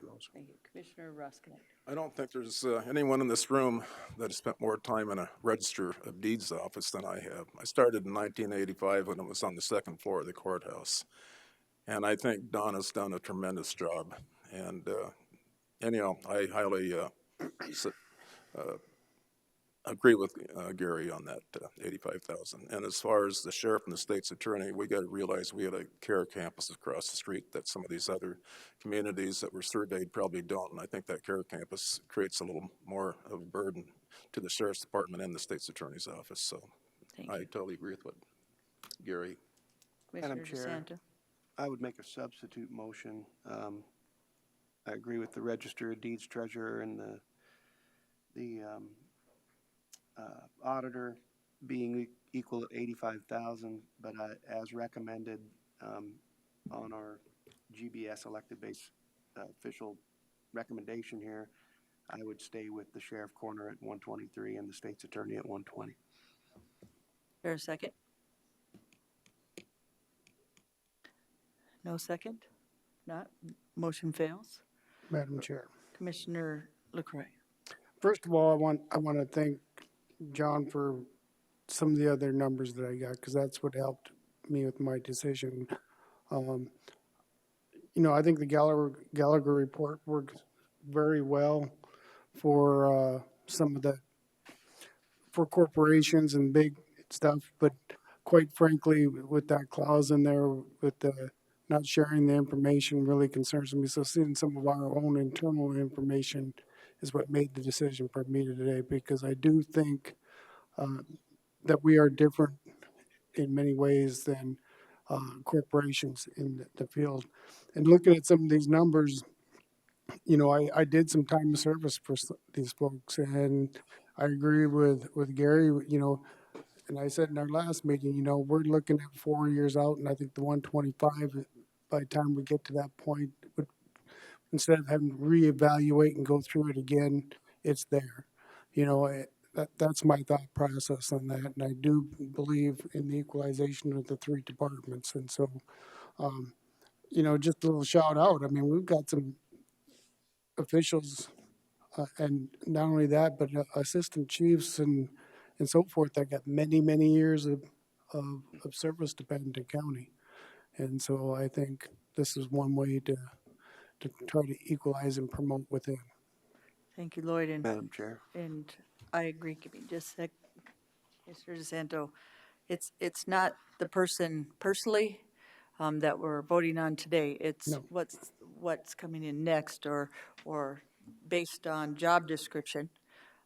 And we've seen a lot of these department heads in their job description, so it's not about what we think personally of each person today that's in that position. So I agree with Commissioner LaCroix. For the future, that 125 and the 85 and 85, and I've seen and been here about 5 years and seen every one of those departments do a great job. So again, it was based on job description for me, not personally. So thank you. Commissioner DeSanto. Madam Chair, I just want to remind, and this is why I offered that substitute, that this is a base. This isn't what we're paying our current people. Right. We're making a different decision on what we're paying our current people. This is a base, and these are elected positions, and we may not have someone elected that has the kind of experience that we want to pay these higher rates to, and that's why I'm hesitant to set such a high base rate when we are not in control of who is elected to that position. And so going at a higher than the 50th percentile is concerning to me. So just my thought process on that. Thank you, Commissioner. Again, this is not what we have decided to pay whom is already in the position. Yes, sir. Do you Madam have, Chair. Commissioner LaCroix first, then Commissioner Roskinicht. I just wanted to follow up with Mark because I appreciate his thought process because I really thought about that too.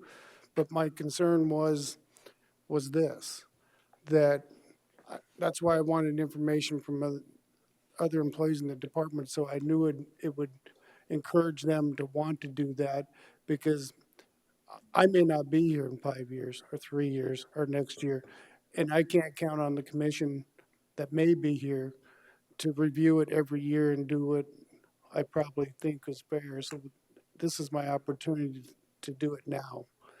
And because we're going to be doing this review every 3 years, and I know they say every year we're going to go through that, but politics are politics. You know, 1 year we could have 3 new commissioners who know nothing about what's happened and gone on and may go another direction. That's why I thought this was probably the most fairest part I felt.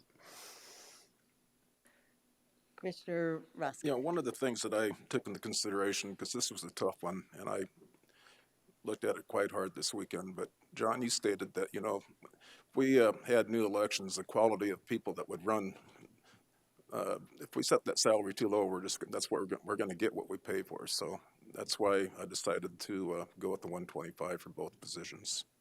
Because I feel that if we lose one of them, we need to set that high enough that we get good qualified people running for office. Thank you. If I could, Madam Chair. So one thing as well. So we've not been consistent with this review. I would really encourage the board to consider doing this annually. So that would be a recommendation as well. So I know we talked about updating the salary and et cetera every 3 years or 3 to 5 years.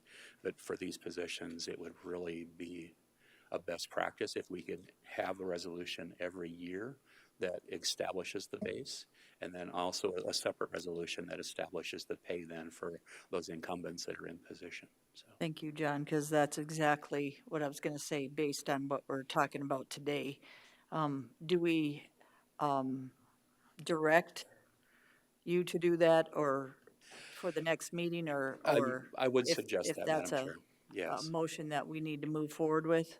Yes, Or ma'am. does it have to be on the agenda that way, Ms. Holly, before we move forward on that? I think in the resolution that you're approving, it says it'll be an annual review.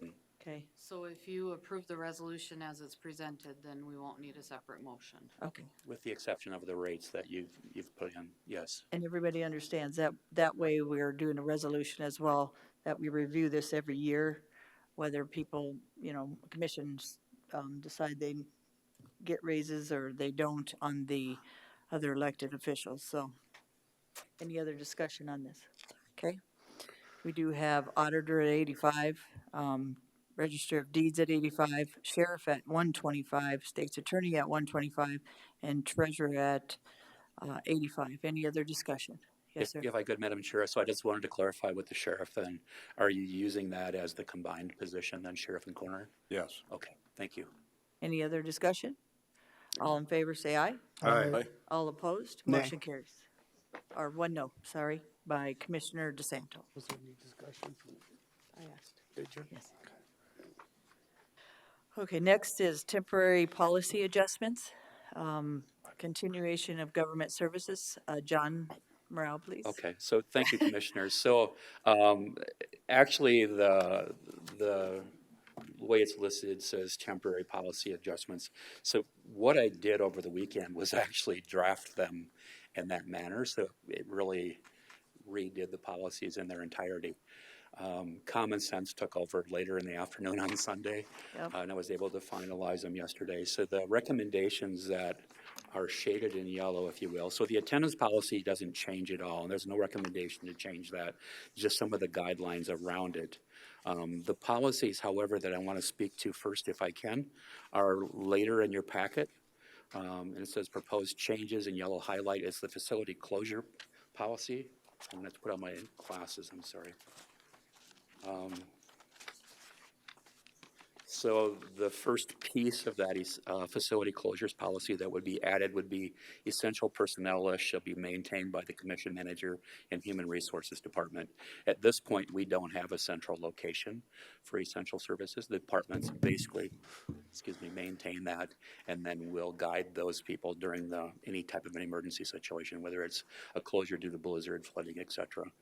So that would be a recommended addition. The second page. John? Yes, sir. A quick question. So is it your understanding that department heads are developing those or have developed those essential personnel lists at this point in time?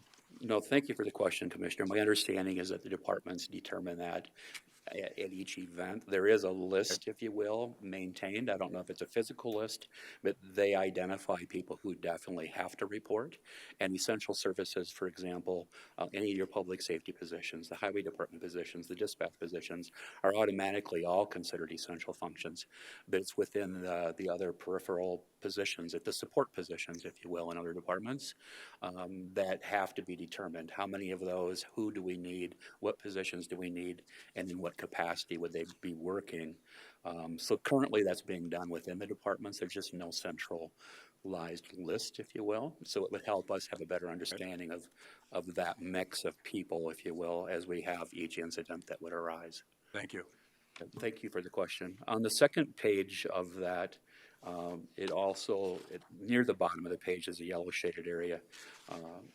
And I noticed that I have an error also. So in cases of declared pandemic, it should be Centers for Disease Control, not Center for Disease Control.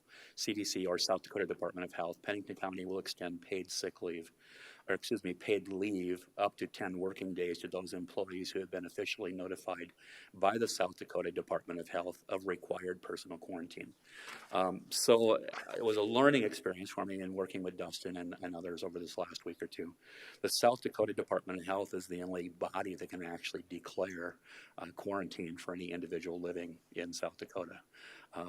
Up until recently, I had thought that could be any governing body, including possibly ourselves, but it actually is the South Dakota Department of Health.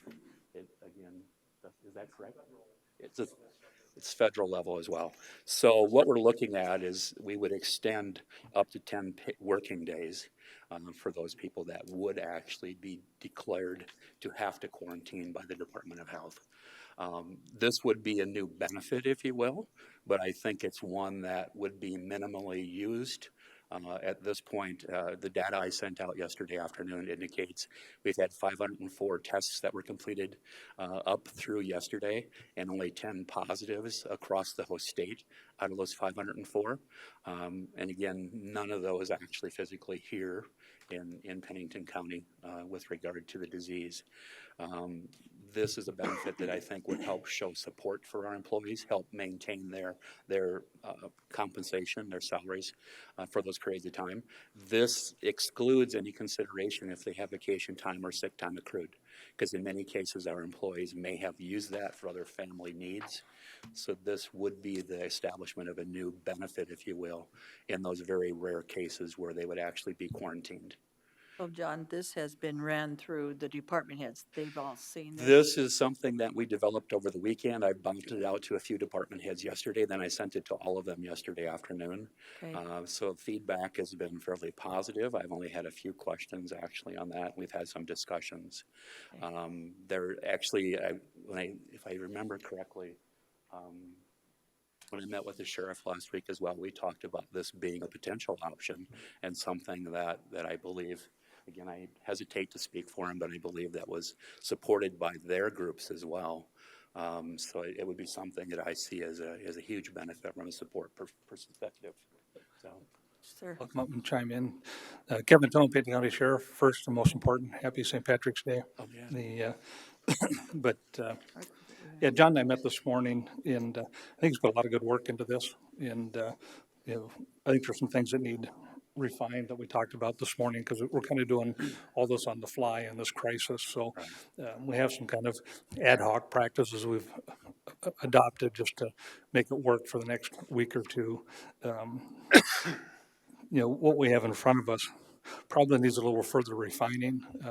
If the commission approves it, like on a temporary basis, gives us a chance to go back and refine it, or give us a week or two to work with John to refine a few things, I guess whatever the intent of the commission is. But I think we have a good start here.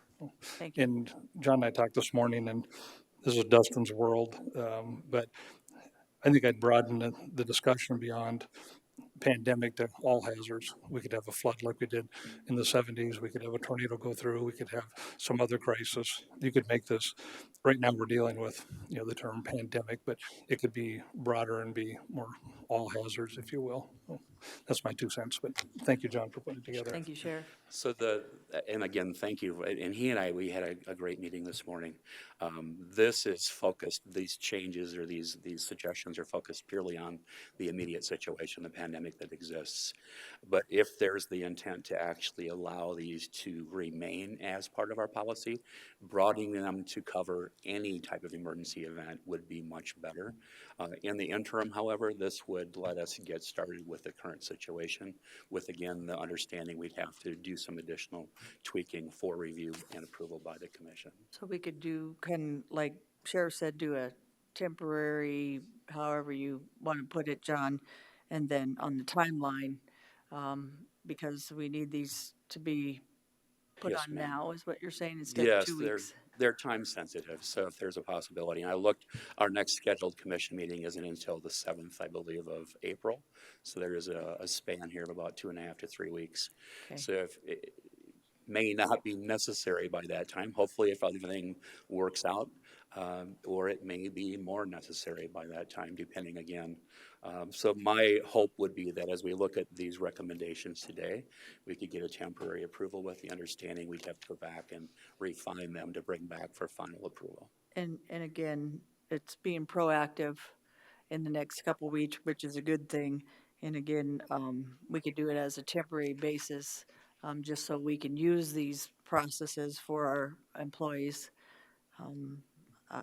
For me personally, I don't mind that. And then if we need to refine it again, we can always come back and do some of the changes and say, okay, based on this, we've had more feedback. We're using these processes right now, but we're going to add this to it. So if you're adding more to it, that's different than it'll be proactive today to be able to use. Yes, ma'am, that would be my recommendation. So the changes and or the policy proposals you see here are based upon discussions with many of the people in the county, on calls and webinars with the Center for Disease Control, from the Society for Human Resource Management. They all have pieces of what you're seeing here. So it's kind of a Frankenstein method, if you will, of bringing things together without recreating the wheel. So the sick leave policy as well as the facility closure policy, it's just updates to those existing policies, not recreating. It's the one from telecommuting actually that would be a completely new proposal. And that one again is going to have to be refined. This basically is to help get something in place so we can have some structure and consistency to how that works. Some of our departments have done an amazing job and already have that underway. So I don't want to inhibit or hinder that process, and it's really worked well. So I don't want to stop that from occurring. Thank you, John. Sir? Madam Chair, Mark Vargo, Pennington County State's Attorney.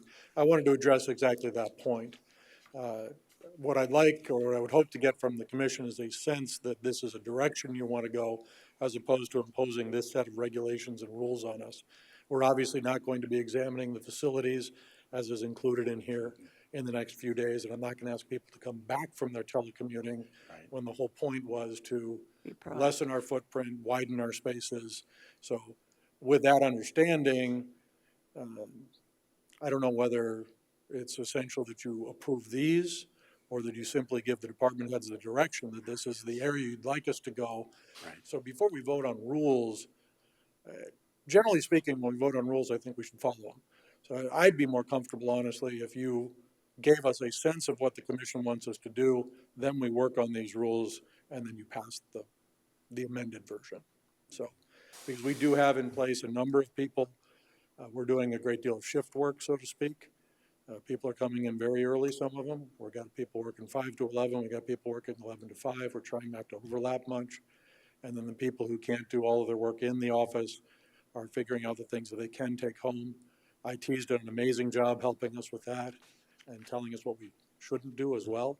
So we've been getting a lot of support on that, but it's still a work in progress. We started this on Friday, basically. So we're still seeing what's working and what isn't. And there are some aspects to this, I got this yesterday afternoon late. There's some aspects of this that make some sense, and there's some that I think would need readdressing. So again, I would ask the commission maybe to give us a sense of where you want us going, almost like you do with the budget at the beginning of the year. Thank you, Mr. Vargo. Madam Chair. Commissioner LaCroix. I appreciate that comment from Mr. Vargo, because I think, as me and Gary discussed with department heads last week, was we gave our full faith in that each department's a little bit different into working out some different things and trying to make it work and find out what's. I think this document's a good start, and I think now you're starting to get some feedback from just from last week. So I tend to agree we need to kind of find out what's worked, but I think I'd like to hear what the other commissioners think of how they would like to proceed on that. Most Justin, definitely. do you have some input? So, and I'll do my best to keep this brief. I want to echo Sheriff Tome and Mark and commend John for the time and effort and diligence that he's put in a very compressed amount of time to put some of these tools in front of you. This is one of those places, and John mentioned it, as did the sheriff, that we all live in our cylinders of excellence. We have our world, our knowledge base, things we know, things we deal with. This is one of those situations where there's some overlap, obviously. I just wanted to put forward that John was reaching out. We were having good meetings, but there's also some stuff that's happening just because of the time frame in a vacuum. And so there are great, I think the last planning template came out in 2018. So very, very, very current guidance from FEMA on continuity of government plans, essential versus non-essential. There's a templated process to solicit input from different agencies, different departments, elected officials. There is an entire process for developing a continuity of government plan that addresses this. And it can't exist in my office alone, just like this can't exist in John's office and the policy manual alone. This has to be collaborative. I just wanted to echo that I think the intent is to understand from the commission what types of tools department heads can have in their toolbox over the course of the next month or two, so that we can employ those tools in the best interest of Pennington County and our workforce, with the understanding that long-term detailed policy change probably needs a lot more collaboration and a lot more work through a defined process. So I just wanted to throw that 2 cents in there, that this is great to get some tools in our toolbox for the next little bit, but significant policy change and planning is a longer process that I would hopefully we can use this to engage in. So John, just a question. So if we did not, again, back to the timeline, if we Yes. did not implement some of this and anything would occur to do with any of this, is it important again that we have to do it within the next 2 weeks? So, In case, again, that we do have something happen? yes, ma'am. And we're basing on could, shoulda, woulda, and we're trying to be proactive. So Again, on the timeline, tell me what the facts are on that, John. for three pieces of this, I would say it would be important to do them as soon as possible. One would be the sick leave policy updates with the emergency personal leave aspect. One would be the facility closure updates. And then the second would be on the cover of the email that Holly provided you is some requests, if you will. It's not a policy. There's practices in some departments where they request copies of doctor slips for every doctor's visit. Actually, in cases where they're not terribly ill but don't feel well enough to come to work, I would assume that medical facilities really don't want to see them. So requiring a doctor's slip in those cases, to me, it's counterproductive. We're making a person go to an environment that may be infected with COVID when in fact they don't need to be there. So I don't think there's any benefit to us as the employer to request a doctor's slip in those cases. So the provisions on the front, again, would be just temporary changes to practices, not policy changes. So you'll see those three. Again, the other two that I would ask would be the facility closure piece and the sick leave piece, that we would actually approve those with temporary approval with the understanding they'd be rewritten or drafted and updated to bring back to you for future use. And I agree, John, because you have to trust that John has been listening to the employees and getting the emails and getting the information that we don't see. And these things probably, I'm going to guess, are occurring, if I'm right, John, or? Yes, ma'am. And that's what I thought, just from listening to some of the employees and some of the department heads, some of this is already happening. So to just do it later, when there's got to be some policy of why Cindy's telling her employees, or at least a temporary until we find the absolute fix for it, should be in place so John and the department heads can do their job. So again, it's not fixed. It could be something, like we said, that is temporary that we can use until we find the final answers. I would ask again, and as Mr. Vargo and Mr. Tomey have mentioned, as well as Dustin, the telecommuting piece can wait. It's just understanding that that would be allowed or preferred for those non-essential personnel to not have to actually report to this facility. The goal with that policy is actually longer term rather than just pandemic response. We don't have a telecommuting policy, and we really should. So the idea would be to establish that for future use, not necessarily just for now. Thank you, John. Gary, Commissioner Drews, please. Well, I think the intent of the county is to continue to provide all the services that we can. Yes, sir. Right.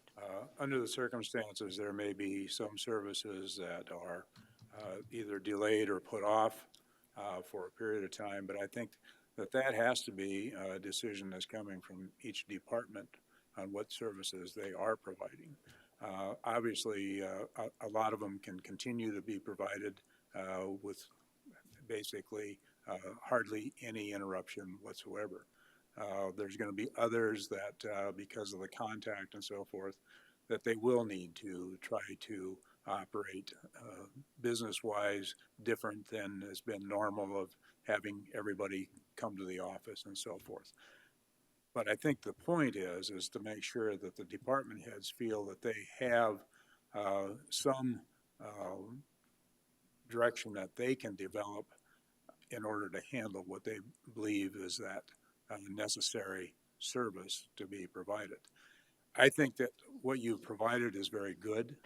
I think it's a work in progress. We don't know exactly where we're headed with all of this. Quite frankly, I think it's everybody's wish that, in 2 weeks we're back to normal. That may not be the case. So I think as we're working through this, especially with IT being able to maybe develop some situations for departments or where employees can do their work from a different location than what they've been doing it, whether that's at home, whether that's in a different office environment, whether that's dealing with the public on a screen, and the public may be in the same building but may not be in the same office. I don't know what all those options may be, but I think that we need, and as departments look, They just need to look at all the options that they think are available out there for them and essentially run it up the flagpole and see if it's feasible or not. Because some things are not going to be feasible, but others will be. So It's been really amazing to listen to the departments and interact with them as far as what potential solutions could be should things worsen. What is considered an essential service? They've identified those. They've done an amazing job of understanding, okay, if we have to change things, here's how we might do it. And some of those things are already in place. So we see some of those risk minimization techniques already applied. And it's been really nice from the employee's perspective, and I don't see services suffering in any way. So I think overall it's been a really positive process. So. Thank you, John. And there's been a lot of department heads that have been here 30 years, 20 years, 25 years that I think some of those services had changed because of technology, and some of that they know, and they can teach the rest of us how you move forward with it. So thank you. So our motion, you're looking for a motion to say what, John? For those two policies that were updated to accept those on a temporary basis with the understanding I'd come back in a 30-day period or whatever time frame you would dictate to actually have a final product. So again, facility closure policy, the sick leave policy would be accepted as proposed today on a temporary basis. Okay. And then that there'd be more work done on telecommuting for a future meeting. I think we could probably do the motion on the temporary basis, and then in review, whether it's you work with the department heads in the next 2 weeks or 30 days, John, you can come back with, because you're going to get a lot of feedback by then.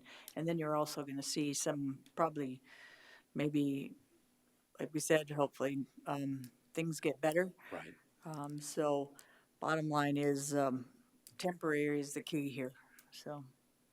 Madam Chair, when in definition of temporary, I would suggest that we make it temporary until such time that the CDC lifts the pandemic.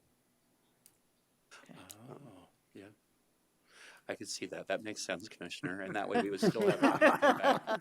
So, or does it Just work? not saying that we don't want them to work on refining. Review, yeah. But that we do need to define temporary. Because things, and you're right, because temporary means changes could happen in the next week, the 2 weeks, 3 weeks, maybe never. This is a very 6 fluid and months. volatile situation that we're in. So when we start defining, and I don't disagree at all, Commissioner, I think that's fantastic. The only, again, words matter, semantics matter. So pandemic is a word that gets used. Pandemic is a designation that's kind of owned by World Health Organization, not necessarily the CDC or something local. Pandemic speaks to a geographic distribution. So pandemic means this is happening all over the world. It doesn't necessarily speak to the severity of the outbreak or the consequences of the outbreak locally. So really, pandemic is probably not the right vernacular to use in, one, the discussion in the policy, and two, in time limiting this. I would look at maybe I think the declaration, and if you'd allow me to look, I think the declaration from the governor's office in talking about the state of emergency currently in every county in South Dakota, I think there's some time limiting on this in terms of reevaluating.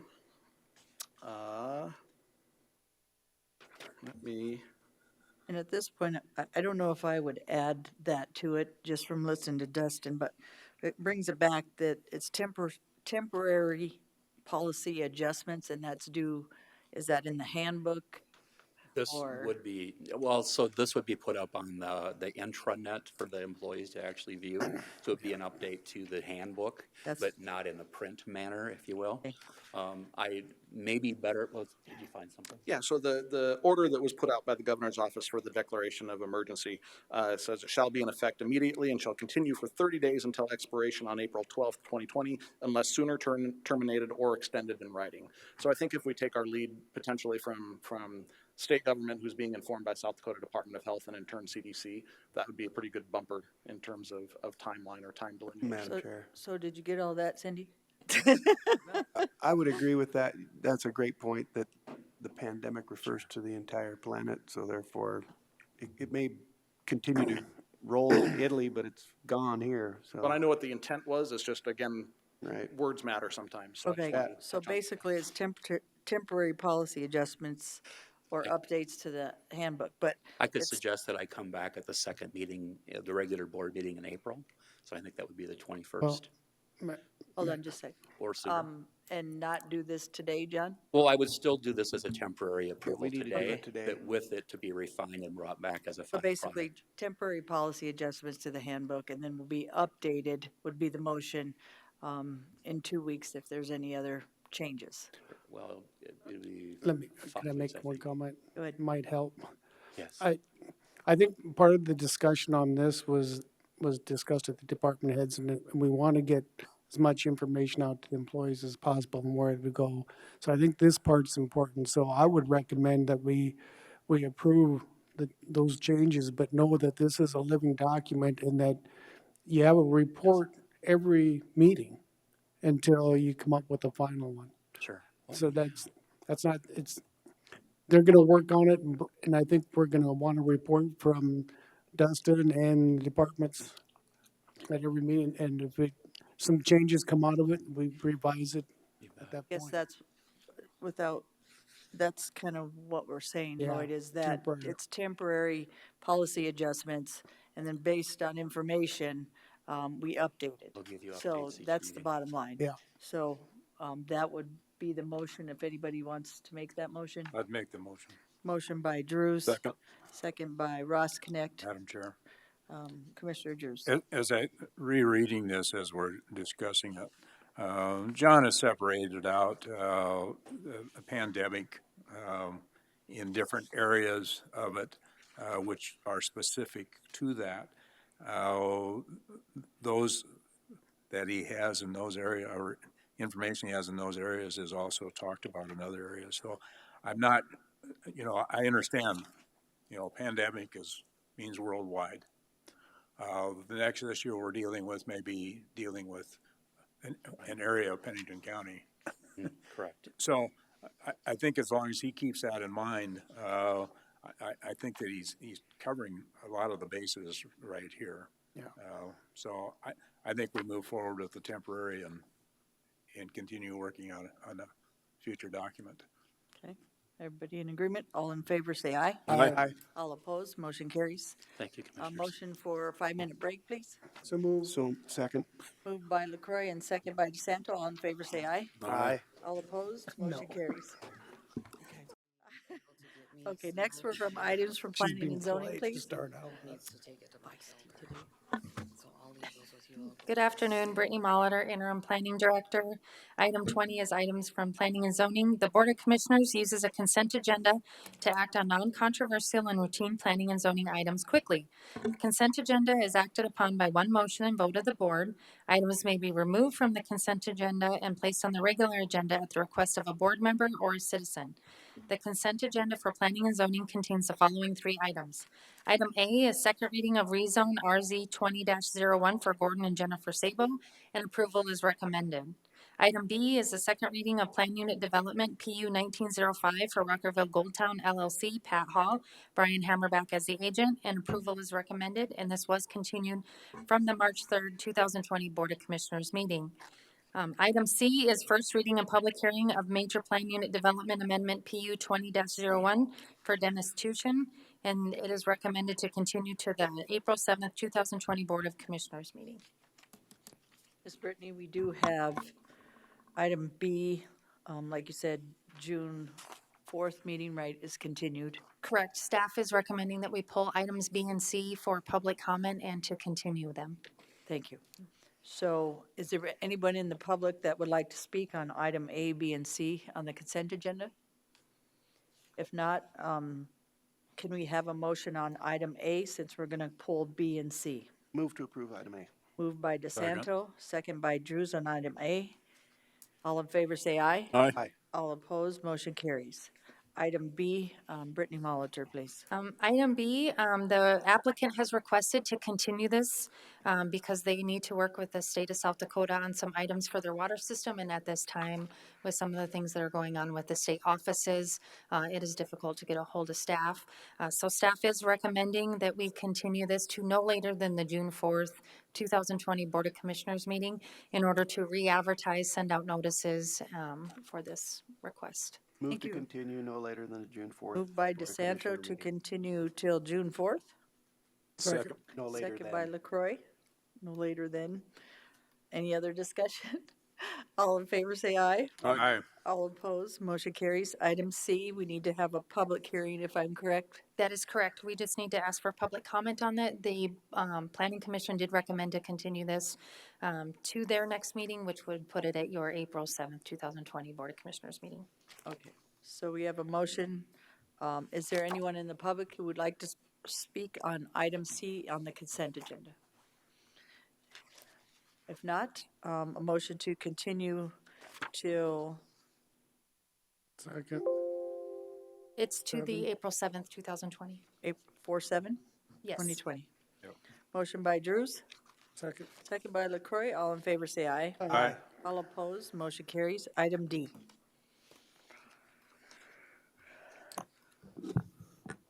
Cody Stack, environmental planner. Item D is layout plan 20-03. The request is to create lots A and B of Whispering Wind subdivision. The applicant is Chuck Voorhees.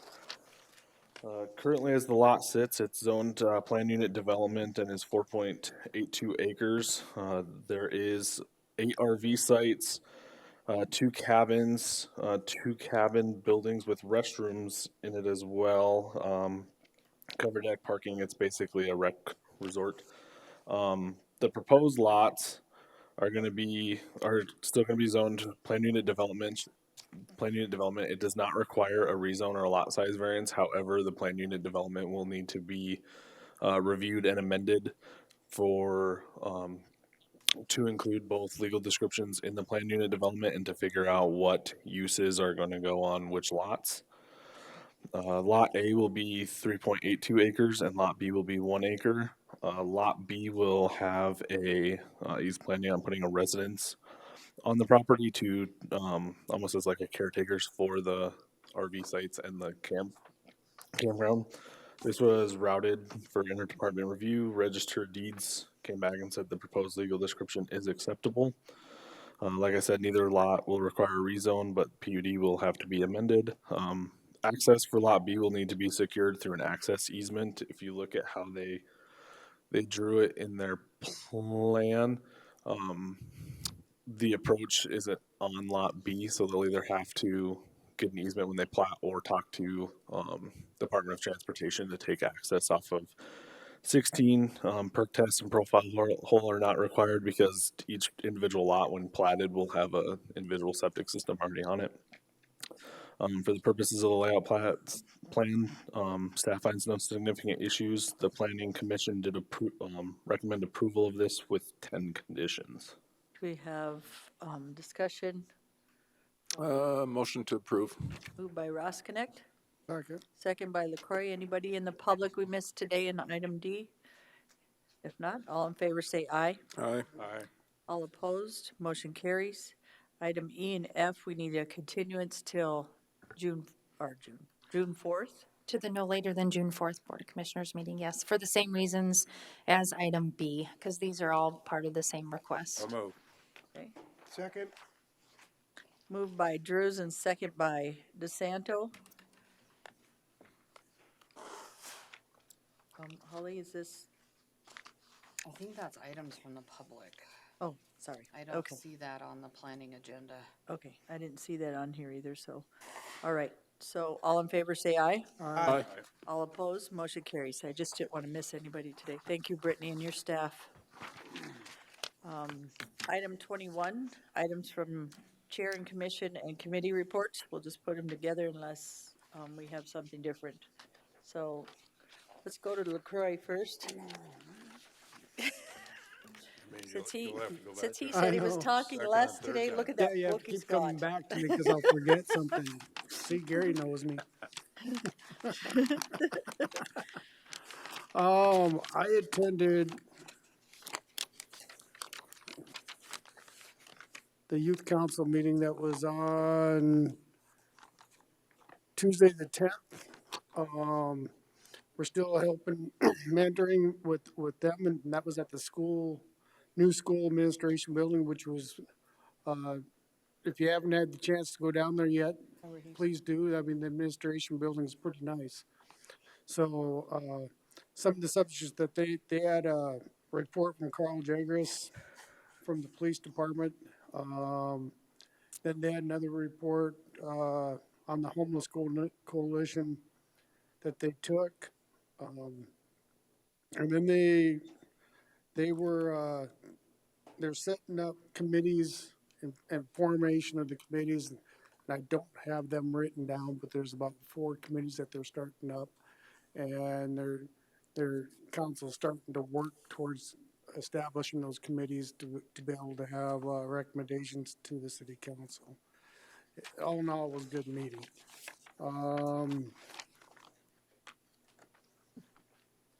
The other thing that I attended the Black Hills National Forest Board meeting, but left to come down to work with staff on discussion on the coronavirus type stuff and actions and stuff like that. But the Forest Board, I don't have their agenda in front of me, but they were going to go over the forest sales and a lot of that stuff on their agenda. So I'll get caught up on that by next month. Other meetings that I attended.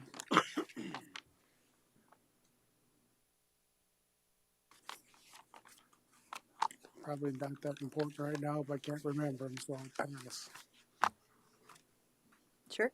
Yep, for now. Are you gonna forget anything? Commissioner DeSanto?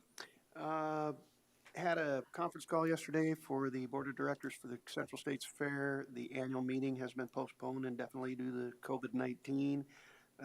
More than likely, the retreat will also be postponed. The extension meeting was rescheduled to Monday, March 20th. And I missed the library board meeting. I was out of town, and don't know if I sent Ron, and no, you weren't able to make it. Neither was Dan. But I believe they had a quorum, so they were able to get done what they needed to get done. And the library has actually closed for the next couple of weeks, I believe, is what she said. So I have no other committee reports than that. Thank you. None of my committees met. Commissioner Roskinek? Went to the Cornerstone Mission banquet, and we sat with Richie Nordstrom and Jerry Wright, who are running for city council, and Gary and Bobby sat with us. It was a good presentation, a good cause. I also attended the Pennington County Housing and Redevelopment meeting. They do a monthly meeting just to let them know that if there's anything that we can do on a county level to help them with their program, that I was available.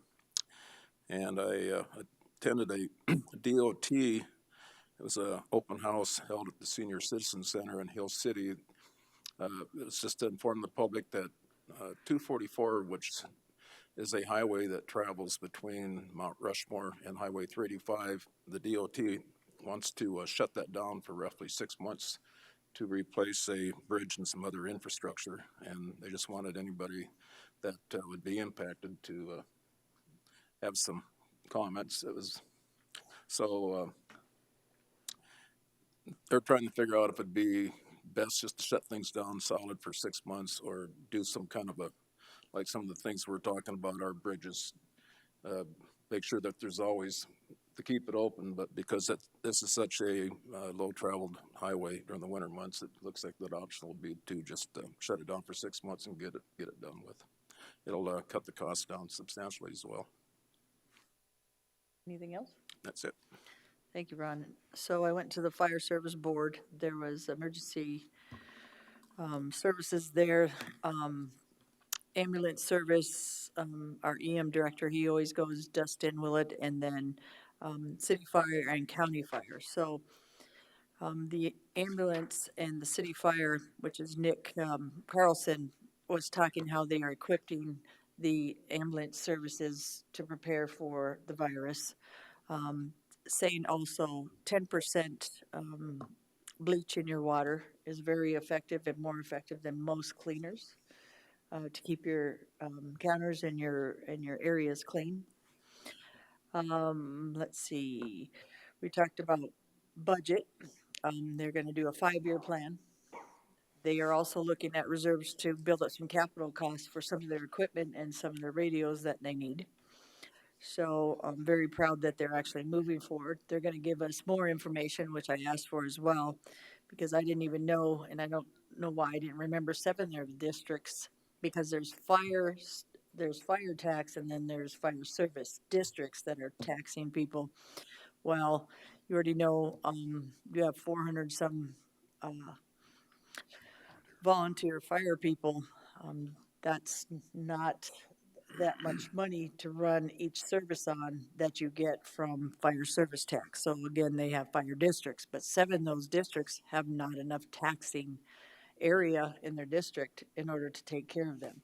So they also have to use some of that money that we're using for fire service to help some of those districts. So they're trying to figure out as team where they need to go as well, because you have to take care of those other separate districts. Those are huge areas in interior. They have in Jackson County, in that area, there's not enough people there and taxing area to even make a district. So to me, preparing ahead and having a 5-year plan and showing this commission details a little bit more and where they're going, I think will be huge for this year's fire service board. So I'm pretty proud that they're moving ahead and they have people that are looking into these areas.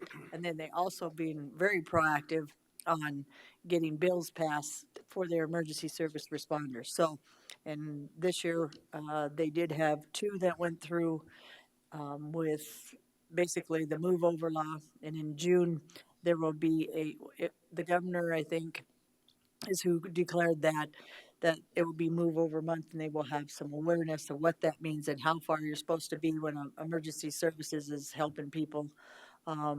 Also that they will have blue lights that will be on the tow services, and the only time those tow services can have that blue light on is when they're on the highway. So it's a good bill, especially for the safety of our emergency services. And then the one with in the areas, and which again in Jackson County in the certain areas is good. They're not getting people that are using their services in like state areas, meaning parks and monument areas and stuff. Services for fire service or volunteers, people aren't having to pay anything. So they pushed through, not pushed through, they went through and asked if they could get reimbursed with people's insurance that have been using their services through those different areas. So that went through. And then they also, and Gary knows this as well, they're looking at some PTSD for first responders, and they're going to try to get a study. It goes through a process at the state that their feeling is they believe that there should be a study done on this and work with the insurance companies in different areas in order to figure out that solution. So some good things happening. And then I also sent you the commission pictures of the stall barn, and it's got walls and different things up. I'm pretty excited, and they are too, because again, that's 85 more stalls to have more services and more people and cash flow at the fairgrounds. So thank you to all that were involved with that. So anyway, that's all I got for now. Madam Chair, I do have one more thing to add. I did actually attend the Fair Board meeting. That was before they canceled everything. And they've got a new slate of officers, much to Sarah as the new president. I won't go through the rest of the slate, but they do have a new slate of officers.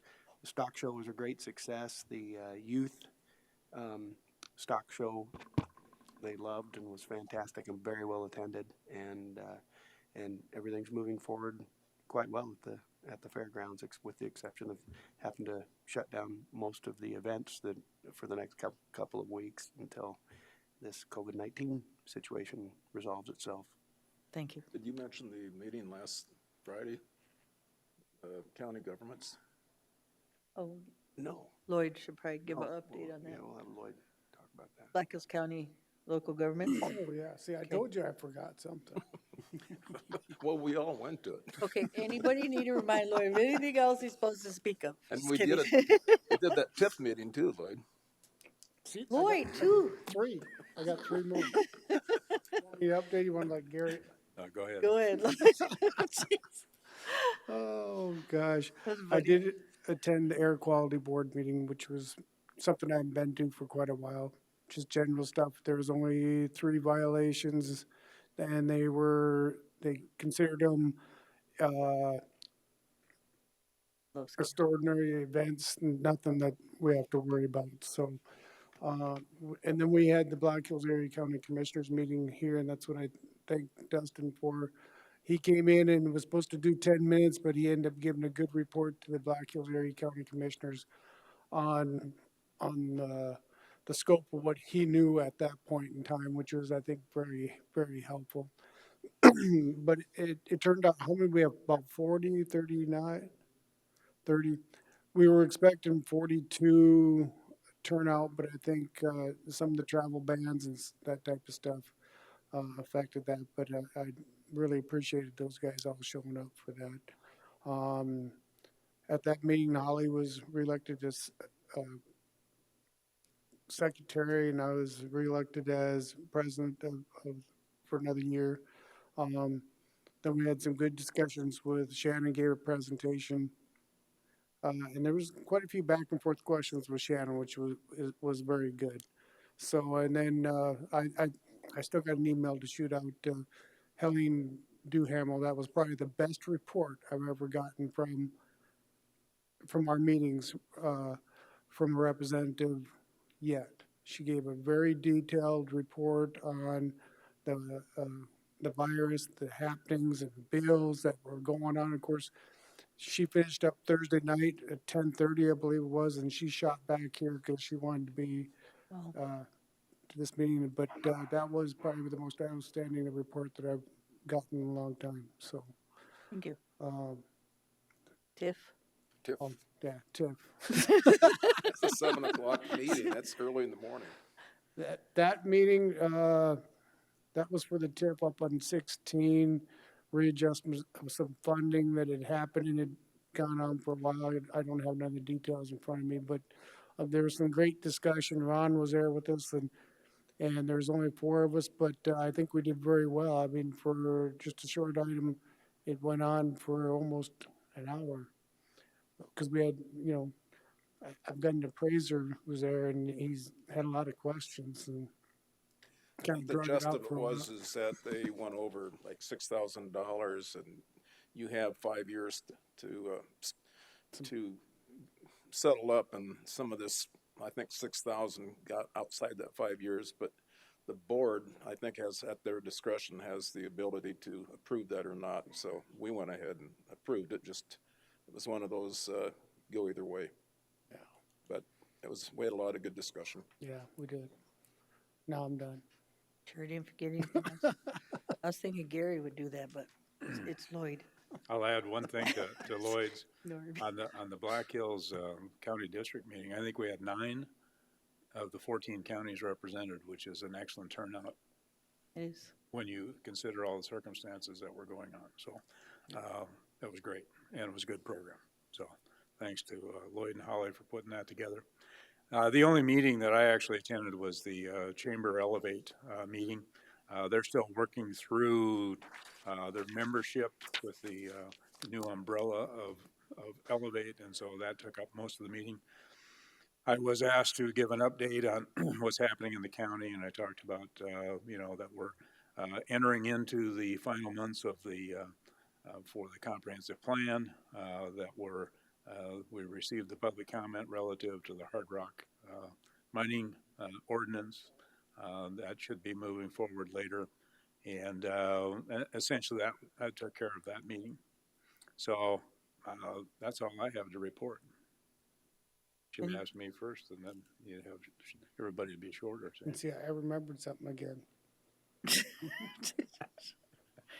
We're gonna you have to bring donuts every time you miss something, Lloyd, and then that's like. I just wanted to take a moment to thank Pennington County, Holly and Joan, Martin. I couldn't remember her name at the meeting because I was stressed, but they did a very good job of organizing and presenting for the Black Hills Area County Commissioners, and I really appreciate it. It would have never went off so well if it wasn't for your guys' efforts. I don't think any of us would be this organized without Joan and Holly, so kudos as well. Lloyd, you're completely right for a lot of stuff that this commission does. So Thanks for ordering Thank enough you food both. so there was leftovers. Yeah, Always love leftovers. Gotta thank the virus. the beans especially. So do we have 2020 legislative session update? No, we do. We've only got a couple of things that actually I'll report on. One of the things that we talked about during the entire session, and Scott Guffey was the primary person working on this, was the fees increase that the South Dakota Department of Agriculture requested through legislation, which included government entities, which we disagreed with, but it went through, and I don't see of any reason why the governor may veto that bill. The other one that came through right at the end was, it was a hog house, Senate Bill 144. I've emailed each of you the chain of emails relative to that, but the end result is that the legislature has recommended about $4 million be distributed to counties, and I haven't seen that final formula as to how that distribution is going to be made. But if it's similar to the formula that was developed when the dollar amount was at 10 million, which would have given us a little over $500,000, I'm suspecting that now we're in that $200,000 range that may be attributed to Pennington County. That money is able to be used then to as a match for some federal dollars that are coming down. And those federal dollars, I believe, are going to amount to $25 million. And so best result, I think, that we could maybe expect from this whole thing when it's all said and done, and this is strictly for bridge repair as it ended up, would maybe be an additional $1 million to come towards bridge repair from that money. That the money that we get in Pennington County, we can then use that as our match for maybe another 75% of those federal dollars for that. So that bill was passed by the House and the Senate. It's on the governor's desk, as far as I know, has not been signed, but legislators have given me indication they don't think there's any reason why she would veto that bill either. So just one question. Hog house? I've heard it before. Tell me what Well, what they do is they take a bill. Senate Bill 144 was introduced. It pertained to something else, but there was, as long as and that bill was killed. Okay. The original bill. Okay. And so now you've got a bill laying there that's dead. But if there's anything germane in that heading of it that you can use, which may have been the word appropriation. I don't know what the word was. You can then hog house an entire new body into that bill. That's what happens at the very end of legislative sessions. If you're looking at this particular thing, the reason it happened is that there was a bucket of money that was discovered at the end of the session. And of course, you're not going to leave a bucket of money unspent. And so that's how it came about that there was legislation then created to try to determine how that money was going to be spent. So basically anything that died, that you can use a word out of it in order to bring it back to life and bring it forward. And why they would call it a hog house, I haven't figured out. You have to have 2/3 of the vote, don't you? Because it originated way back, I don't know how many years They ago. pushed the hogs through, they're pushing a bill through. It actually was to create a hog house, I think maybe at SDSU. way back when. So that was the story that I was always told on it. So it's been called the hog house ever since. Thank you. Maybe Eric knows. So, I'm like, hog house. All righty. That's true. Next is approval of the vouchers, $2,721,122.96. Move approval. Moved by Drews, Second. second by LaCroy. All in favor, say aye. Aye. All opposed, motion carries. Items from public? No department heads want to be public today? Next, executive session per SDCL 1-25-2, personnel, Go into executive session. Second. and SDCL 1-25-2-1 for the purpose of discussing personnel matters. All in favor, say aye. Aye. All opposed, motion carries. Session. Been a motion by LaCroy, Second. second by Roskinek. All in favor, say aye. Aye. All opposed, motion carries. John? So he's gonna have time to sit down? Good afternoon, Commissioners. John Morrell, Pennington County Human Resources. I've got a few motions to make, and I would entertain any discussion or questions. So the first one is this. So I moved to grant one performance step to Shannon Lab, which places him at grade 18, step 13, or $2,300 per pay period effective March 8th, 2020. That would be my motion. Second. Motion by Mark, second by, DeSanto, second by Drews. All in favor, say aye. Aye. All opposed, motion carries. Okay, the second motion I would recommend to place IT Director Lori Wager at grade 24, step 14 for a biweekly pay rate of $35.88, effective pay period beginning April 5th, 2020. Move for approval. Motion by LaCroy, Second. second by Roskinek. All in favor, say aye. Aye. Aye. All opposed, motion carries. Okay, this is actually a multiple piece motion, if you will. So I moved to retroactively increase the 2020 annual salaries for Cindy Moeller, Pennington County Auditor, to $85,000. I moved to also retroactively increase the 2020 annual salary for Mark Vargo, Pennington County State's Attorney, to $125,000. And I moved to retroactively increase the pay rate for our sheriff, Kevin Tome, to $125,000, all effective with the first pay period, December 29th, 2019 of this fiscal year. We have a recommendation from our HR director, motion made by Drews. Is there a second? Second by LaCroy. All in favor, say aye. Aye. Aye. All opposed, motion carries. That's it, Commissioner. Thank you. Move to adjourn. Moved by LaCroy to Second. adjourn. Second by DeSanto. All in favor, say aye. Aye. All opposed, motion carries.